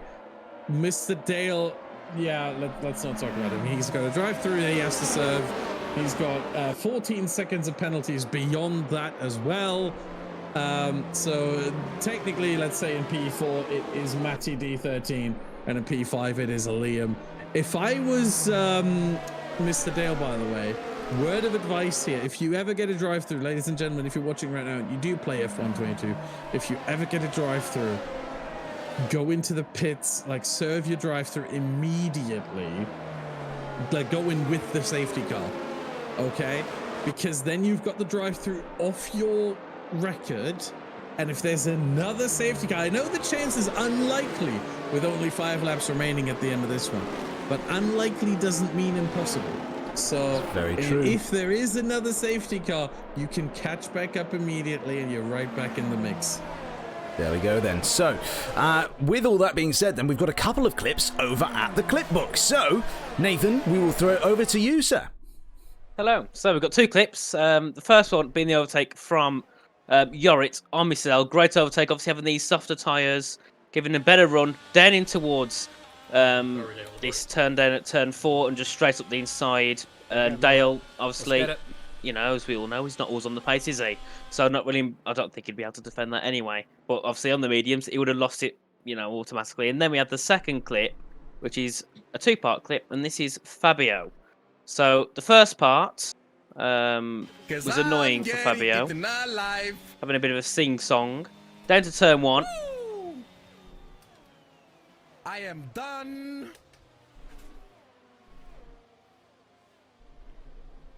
Quite sad, as he then spins the car round. And then we get to part 2, which is on the screen in about 2 seconds. Where he spins the car back round and then he heads down here, and this is where we see the legendary moment from Fratic in about 3, 2, 1. So, yeah, his emotions changed immediately about 3 times in the past 30 seconds. So obviously nobody can get himself back into the race. I can't stop myself from laughing. That's just such a good reaction. Oh dear. Thanks very much for that, Nathan. I'm sure we'll have the opportunity to come back to you one more time before the end of this one. If not, then anything else that the good people watching along at home may send into the Stream Clips channel over on Dirk's Discord, then we will analyse them after the race. So there we are then. We've got quick thing. I want to interrupt you. Tiamat Marduk just pitted under the safety car, has dropped down to last, but has gone for soft tires. He's dropped out of from P2 to P13. I don't understand this. It's an interesting one. What is he doing? He pitted, didn't change the wing. It was literally just a normal pit stop. I don't know if he got damaged and forgot to change the wing. It was a 2.27 second pit stop. Huh? I don't get it. No, does he have damage? Hold on, I'm trying to see if on the... Oh, yeah, I think he does have damage and forgot to change the wing. Oh, dear. Oh, no, and he's trying to keep a gap to the safety car right now to make sure it stays out another lap. No, he doesn't have to. It doesn't look like he's got damage. What is he doing? What is he? Huh? Well, safety car is in this lap, so, well, dear oh dear, it looks as though whatever plan was in the offing there for Ben Daly, it has not paid off for them. Or that being said, we could eat our words by the end of this, you never know. Maybe it's been a masterstroke idea. They're going to have the freshest tyres of everybody as we get this restart underway. But as it is then, Alex Gillen leads the field on those older medium tyres ahead of Van Heffen, who's had those soft tyres on since the previous safety car. So they are still plenty fresh at this stage, having barely any wear to them whatsoever. And now then, as they get going once again, this is your fight for the win here. Alex Gillen leads away Jorrit Van Heffen, and as they head their way down towards the first corner then, it is very close between the pair of them. Just a couple of tenths separate them. A little bit of a slide at the back end of Alex Gillen's Alpha Tauri, as then they're followed by Mr. Dale, Matty, Liam, Meraki, Rasenchai, then Meraki now, as it turns out. Let's swap to those guys and just see what's going on there. The Alpine swinging it all the way around the outside, but then we'll need to go up the inside in the next corner, and keeps it ahead of the Williams for the time being. Then it's El Tacoman in the Ferrari, then Carbon Shadow, then Punju, then Ben Daly, and Vatican's retired from the session down in P12. They have retired the car, but the car car is still driving. There's nothing wrong with it, so I don't know. No, the car's not driving. The car is in turn 4. Sorry, I'm looking at the other Red Bull. Turn 5, apologies, on the inside of turn 5. I don't know how you end up there, quite frankly. Surprised by that, but yeah. I'm sure that Nathan's clip book will give us some insight as to what's happened there. We've had a fair few clips from Infratic over the course of this stream. It might be the one clip they don't want us to show, though, on this stream. So, as it is then, down towards the hairpin we go then. Lap 54 of 57. And throughout this lap, Van Heffen has been close. They have been very close to the back of Alex Gillen. Alex Gillen now just starting to creep away slightly. Now, is there a difference in ERS levels? Not really between the two cars. As we flip between them, you can see on the steering wheels there. And so, as a result, then, as they start to power on through the next few corners, this is then where it's going to be soft, that is much younger versus the older medium tyres. 3 laps to go then here in the Miami Grand Prix, and this, I guarantee you, ladies and gents, is a much more thrilling, entertaining end to the race than you will see in Formula 1 this weekend. Team Martic has made their way up now into P8. This is a great charge back up through the field, though I suspect they're not going to be able to get themselves back onto the podium with this one. And now then, we've got, back to this battle here. Van Heffen versus Alex Gillen. This fight is one that is very, very close. It has been going pretty much all race long in varying different ways. Sometimes with Van Heffen ahead, sometimes with Gillen ahead, sometimes neither of them in the lead, but fighting for essentially the effective race lead. And now then, as they continue to pound on round and get the laps put down, the two cars barely separated at all as they go chasing down towards the left-hander of turn number 10. Into the braking zone they go. Chuck the car in. The Alfa Romeo is trying their absolute best to stick with the AlphaTauri despite the dirty air, despite the problems that will be giving to their car. And as they get through these tighter brake zones, you can see there the back end kicking out on Alex Gillen's car. And as they go through the left-hander then to start barring onto the back straight, will this be an opportunity? I don't think it will be, not this time for Van Heffen, but if they can keep close at least when DRS is available, it's not yet, as you can see there. That being said, they are actually gaining time. They're getting closer and closer. Alex Gillen goes defensive, moves to the inside.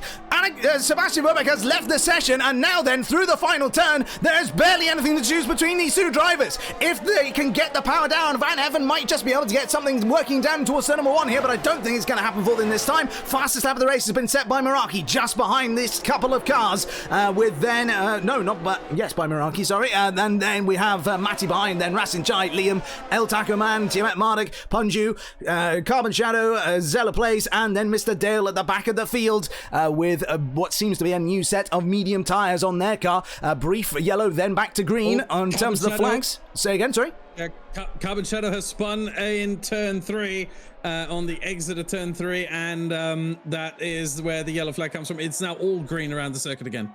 Excellent, very good. So, Van Heffen then, with DRS this time. Something they didn't have the last lap, of course, versus Alex Gillen. And now then, they're going to get nice and close in towards turn 10. Not be close enough to make a move, but they take a much cleaner line through that corner, much tighter to the inside, hitting the apex better and driving good speed through the corner. Now as they come up and through what we have called the Mickey Mouse section throughout all of this race here, we now go onto the back straight once more. A little bit of a love tap with the wall there from the rear right tyre against the barrier for Van Heffen, but now DRS open.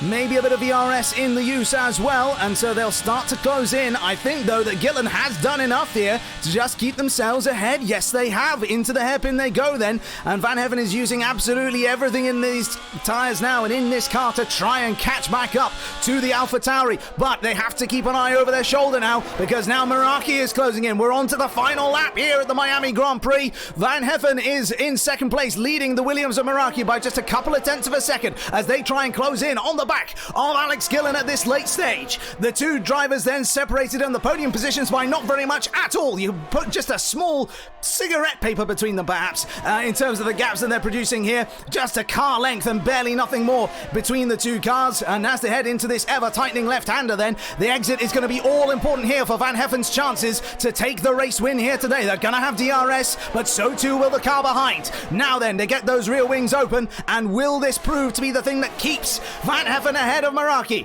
Down now in towards turn number 10. Meraki is going aggressive, and Van Heffen goes defensive. Round the outside goes Meraki all the way off of the circuit. They'll surely have to give that position back, and a big slide from Van Heffen. Van Heffen's tyres clearly crying for no more. Rasenchai has left the session as well from 4th place in this race, and that then means the place is made up by Meraki. But given all that we have seen here today, as my voice is starting to go, which is not good. We have Meraki then with DRS trying to catch Alex Gillen, but it's not going to happen this time. Alex Gillen, barring any massive mistake in these last 3 corners, is going to come round now through the last couple of corners on the Miami International Circuit, and across the line they come to win the Miami Grand Prix. Their latest victory in this season. Then Meraki, then Van Heffen. Rasinchai initially comes across the line there, but then Tiamat Marduk comes through in 4th place. Then Matty, then Liam. Rasinchai then after the penalties. Then El Tacoman. Punju getting well-deserved points in P9. Then Zella plays in perhaps an unlikely P10 after what we saw earlier on in this race. Then Carbon Shadow. And Shadow then just manages to pit both Punju and Zella plays. So Punju still gets a solitary point. But then for Mr. Dale, they are all the way off at the back of the field. But your race winner here today is this driver here. That is Alex Gillen with P1. Yeah, what a race in the end. I think Van Heffen did just enough to secure Alex Gillen the victory by fighting with Meraki as hard as he did. That's what in the end did it. I think otherwise Meraki would have had the pace to overtake Gillen one more lap, and I think we would see a different winner. But Alex Gillen holds on in what can only be described as a reverse to Abu Dhabi 2021. I know I shouldn't bring this up, but well, it just marks another race that we've brought up that particular event. So we might as well keep going. Exactly. But incredible race, and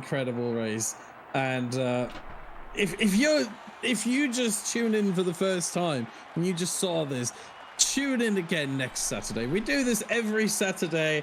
Next week it's gonna be Silverstone, a circuit where there's going to be plenty of overtakes and plenty of fighting and plenty of side-by-side action as well. It's Silverstone, let's be real here.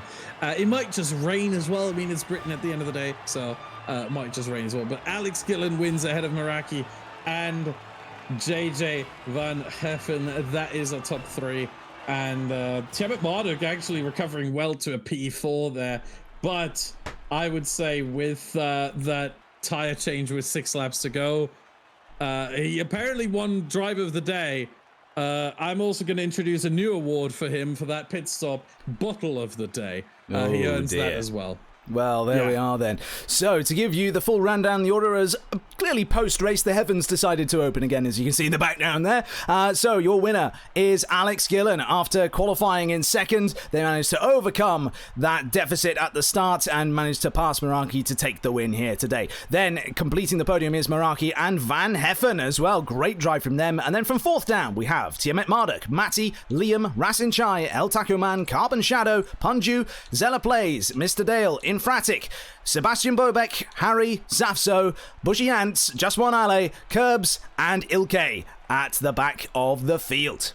So, after that then, I mean, that's an exercise in making sure that you stay hydrated, folks, because that's why my voice has gone off at the end of that one there. I have not looked after myself today, and so if I was to say anything at all, if you take away anything from this wonderful race that we've seen here today, and that's none of the racing, then make sure you drink plenty of water. But as it is then, Badger, we've had a great evening of racing, and of course, in the not too distant future, we're going to have a good, hopefully good, anyway, Formula 1 qualifying at the circuit we've just been watching all of the action at. So after all that then, let's first of all go to Nathan, and he's going to give us a few clips in our sort of post-show here to really give us the rundown as to what happened in that last phase of the race after the final safety car. Nathan, over to you. Clips. The one being of Fabio's DNF and the first one being of Ben's being a bit of a harsh, but you can see put his throttle down, hit the wall. Then somehow that gave him damage. I'm still confused how, because it was the lightest of tap. It didn't even look like it hit the wall barely. Then obviously after him to pit, then it didn't change his front wing, so we basically pitted for nothing. And then he had to continue on to the end and still managed to get P4, which high respect to him for that. And then the second clip, which is about to pop up on the screen now, is where Fabio's fate was met. You can see they're hitting the curb on the entry very easily and just losing it completely and into the wall. Bit like Leclerc, but reverse. Instead, he hit the wall backwards instead of from the front. But yeah, not how Fabio would have wanted it to end. But it doesn't seem too upset. So I suppose that's a good thing to take away from that one. But that's all you have for me for now.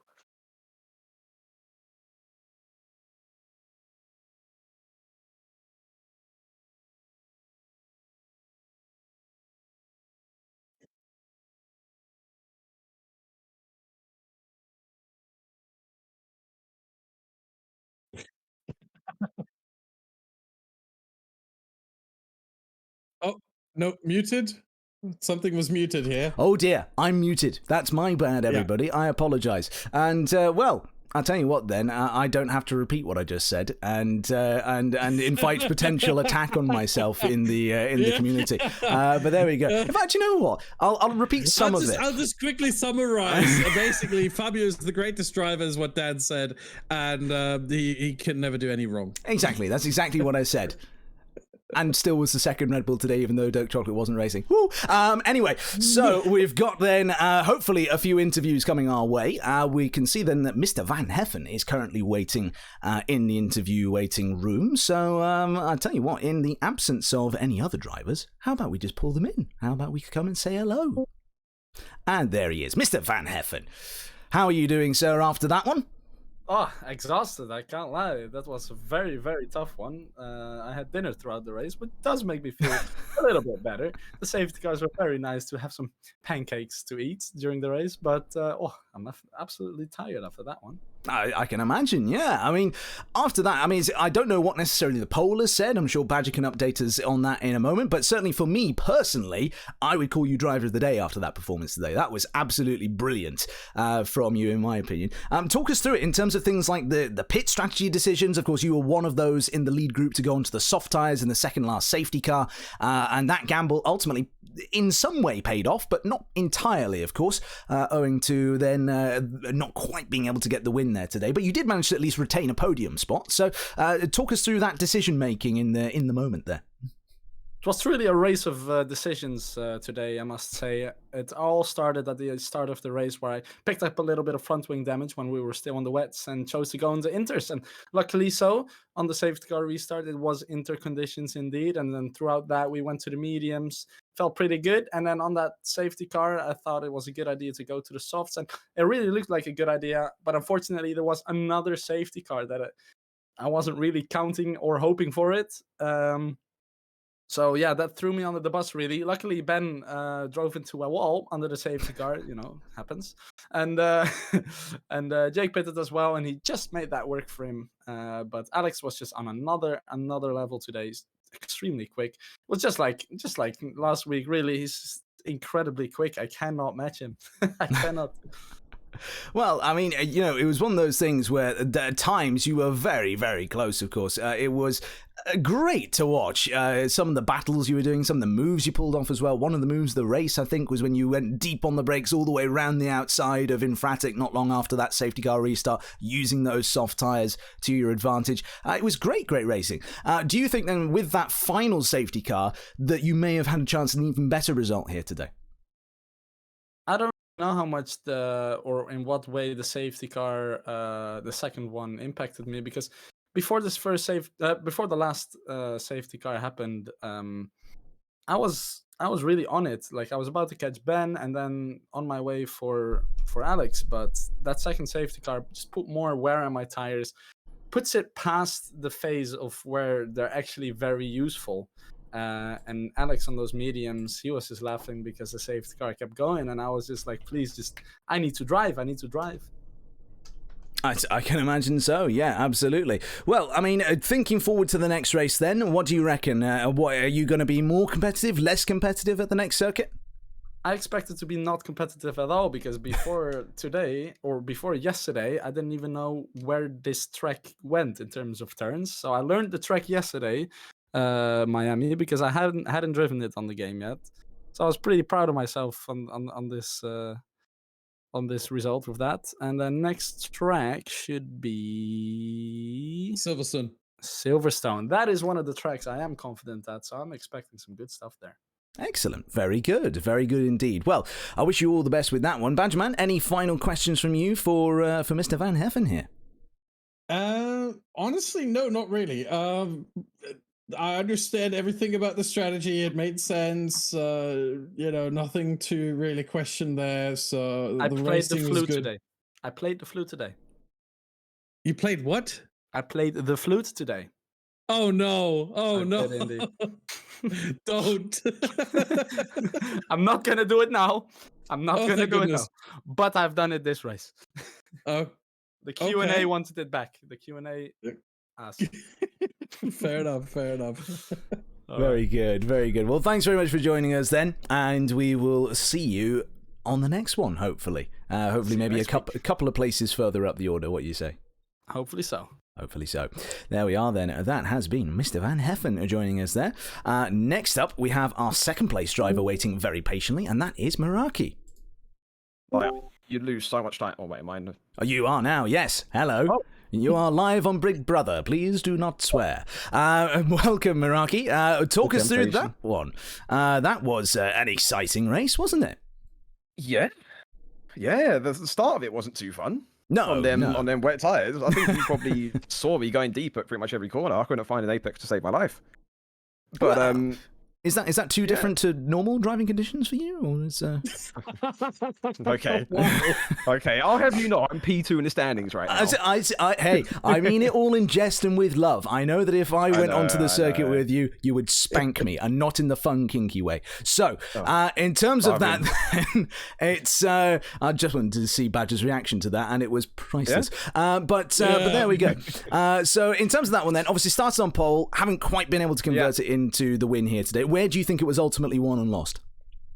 It was the safety car restarts. I think there was like too short of a gap between each safety car where I couldn't really get into like a proper rhythm and start kind of hacking away at the gap between me and Alex. Because I think I was gaining like a 10th every lap or so. And I think if there was no more safety cars, I may have been able to, get into his DRS and, save my battery and then kind of overtake him and attack him.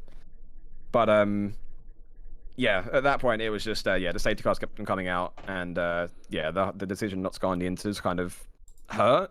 But at the same time, Alex did the same thing, so it didn't make that much of a difference. And then it was going on the softs at the end wasn't. I had everyone in my chat saying it was a really bad idea, and at the time I thought, yeah, that's probably true, but screw it, why not?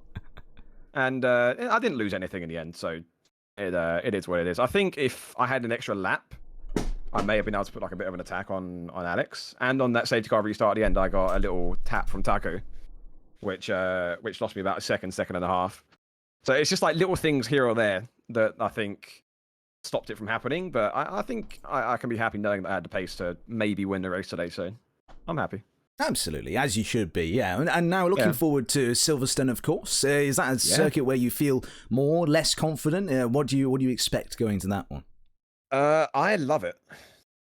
I love Silverstone. It's the home race, so it's always a bit of a it's a more of an occasion. But I did just look at the weather forecast for next weekend, and rain.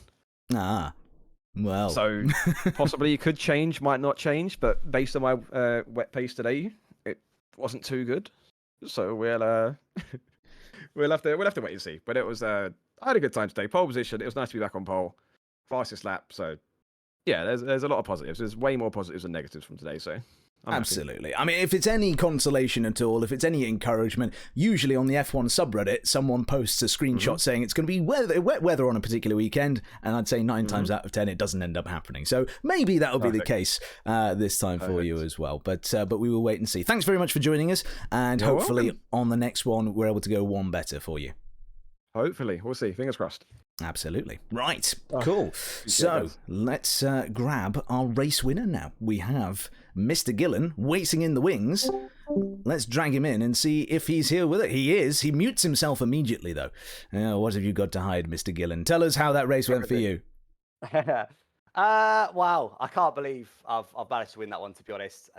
When everyone boxed and Van Geffen was right behind me on those softs, I was like, uh-oh. I'm in trouble here. I seem to have a little bit of pace over him on the same tyre, but not a massive amount. With fresh soft, I was like, I'm going to struggle here. But thankfully, safety car staying up one extra lap, I think, helped. And yeah, I only had, 3 or 4 laps or so to defend. I just managed to do it. Tried to pray that Meraki and him would battle, and they did, and it just gave me enough. to steal the win despite being on those used mediums. So yeah, I couldn't believe it crossing the line, to be honest. Excellent. Good. I mean, it was a good performance ultimately. I mean, stayed out on those wet tyres. At that point in the early part of the race, of course, when the safety car, the first one came out, loads of people went for the intermediate tyre, and suddenly we're on the back of you, and you and other drivers, the top three who'd stayed out on the wet, were suddenly getting swallowed up by the field. Was there a sinking feeling at that point of, oh no, this has all gone terribly wrong, or did you still have the belief that the win was possible at that stage? Well remembered. I'd almost forgot about that. It's been a while. Yeah, the problem was the both big calls to either go to inters, as a lot of people did, and then later on to go to softs, as Van Geffen did. Both times I was leading the pack, and it's a big risk at that point. If I box and get it wrong, I'm losing 10, 15 positions if no one else boxes. It's a lot easier when you're down in the pack to see other people boxing and just follow them in, no worries. With hindsight, yeah, for sure, it's a mistake. I mean, boxing for inters on the first safety car was the right decision, definitely. Safety car was out for a long time as well. And then obviously, I do think Van Geffen had a better strategy at the end as well, going for softs. I think both of those were the right calls. But yeah, in terms of my thoughts after I didn't, I mean, at that point it was too late. It was like, well, if I box now, I'm going to lose 10 positions to inters runners. I can't do that. I just have to stay out.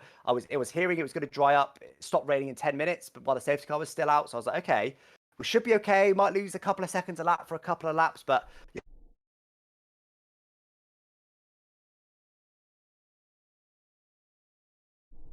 And it's a long race from there. There'll be more safety cars. So I never really panicked at that point. It was just keeping my head, making sure I, defended where I needed to, but more just kept out the wall, didn't make any silly mistakes, and just waited for it to dry out. It was very much a don't panic type situation. But I think boxing as well, then boxed the right time to slicks, definitely, and was able to, I think I gained about 4 positions on one lap while people were on cold tires on out laps. So that was a big part of the race, definitely, to be able to gain that. That definitely helped save my race and get me back on terms with the leaders.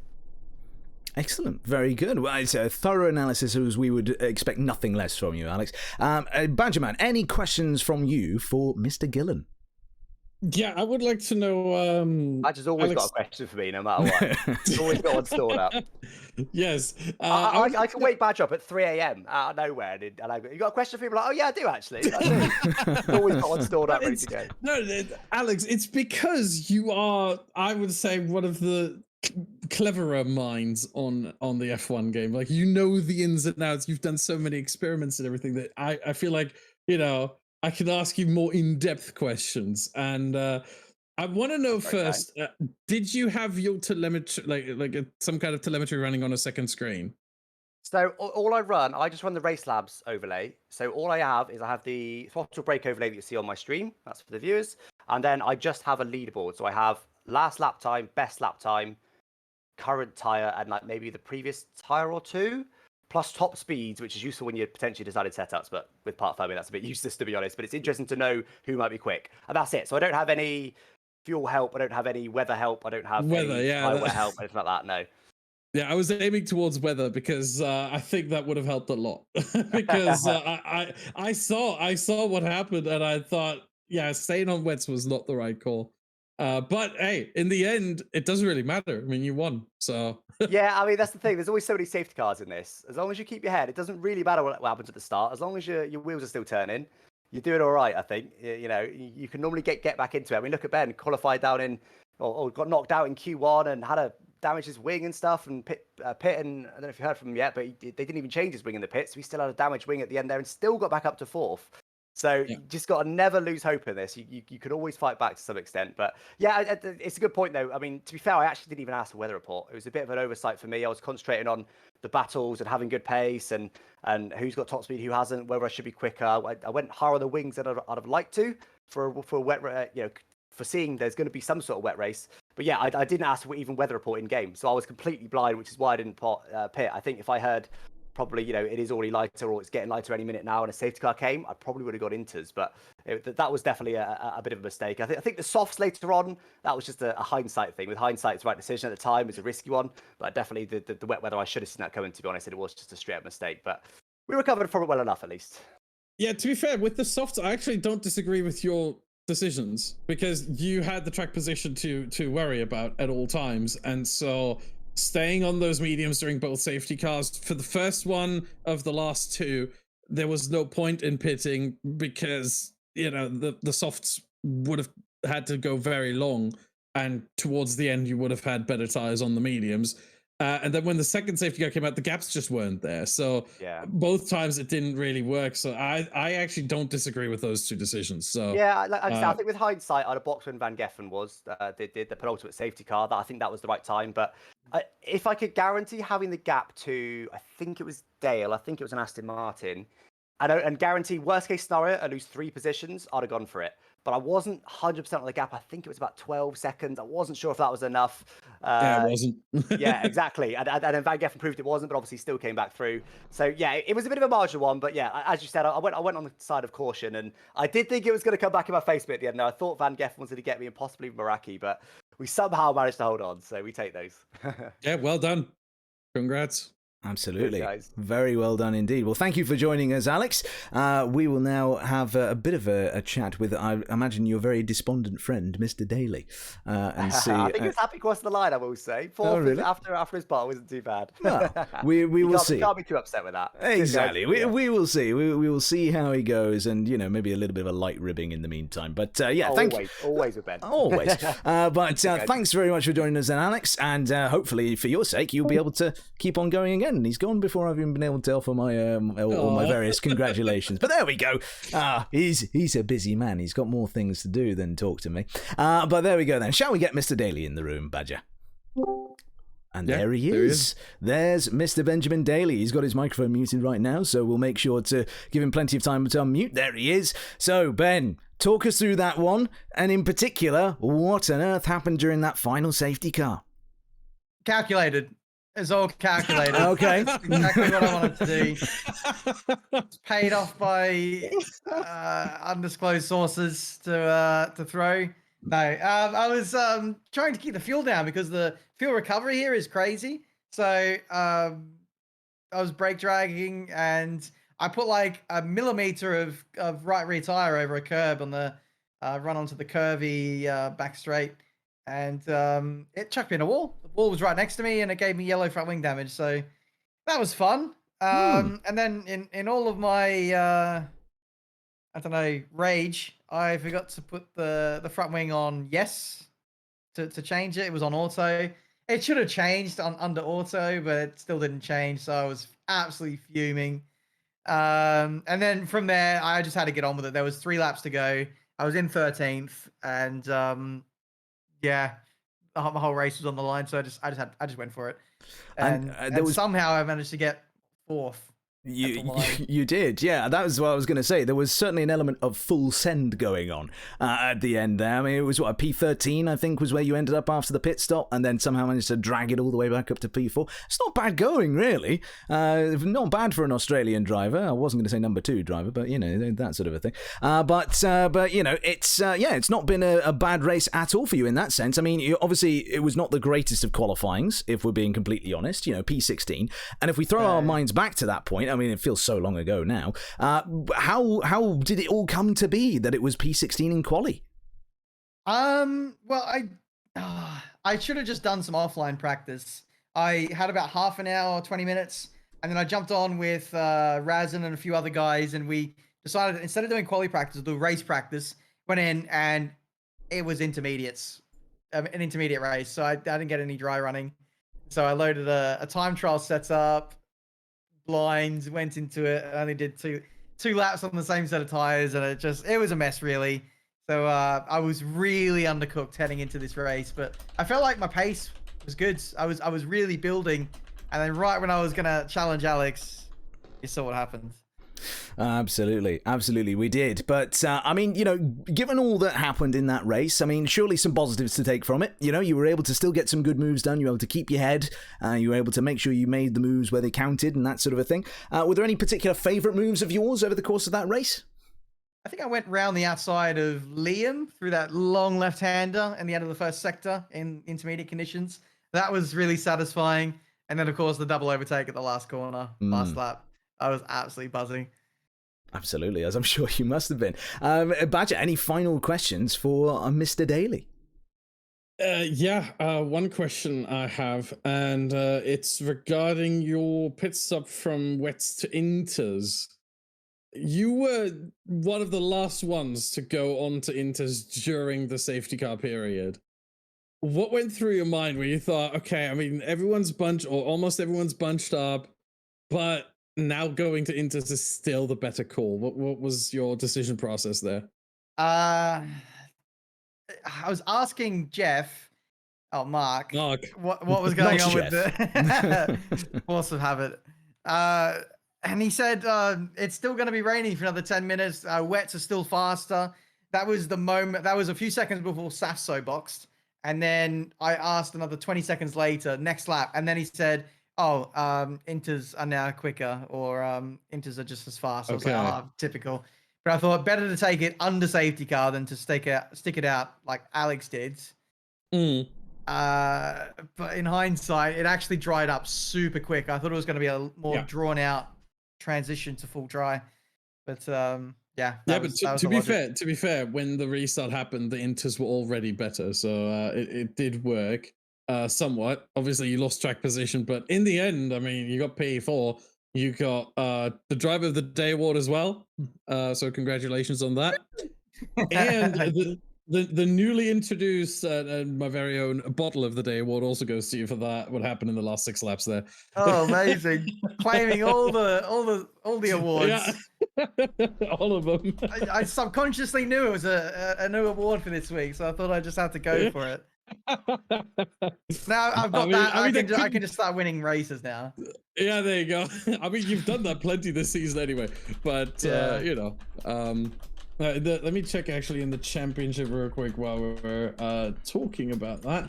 I think things are. You've actually lost the lead to certain Mr. Alex Gillen now, and in fact, you've lost second place as well to Meraki. Yay! So, that sounds very happy, surprisingly. So how are you gonna come back? It's fine. I like being the underdog, so I can just go full send now. Alex is not making all the races to the end for sure. And Meraki, well, Meraki doesn't like race pace, does he? So it's game on. I mean, he finished ahead of you, so he did. He was quite quick today, so fair play. Yeah. I'm just happy to get this week out of the way. I wasn't very quick at Miami, but I should be back to normal resumption of service next week.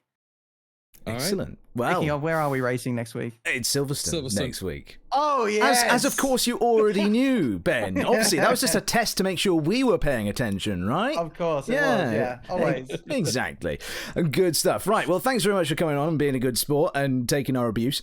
We'll see you next time, of course, as we will also see all of you at home next time. That is it from us here at the Creator Series. It's now just about 10 minutes to 8 in the UK, which means I think, if my memory of the calendar is correct, that we're about 10 minutes away from qualifying for the Miami Grand Prix. So please do enjoy that if you're going to disappear and watch that, though we are going to raid somebody, Dirk has told me, so I will let him decide who that is in the chat, and I hope that you enjoy the rest of your evenings. As far as I'm concerned, I am Daniel Gilligan. You can find me on twitch.tv/Daniel Gilligan. You can also find me on Instagram at DA Gilligan. That's the one for me. Badgerman, where can the good people of the internet find you?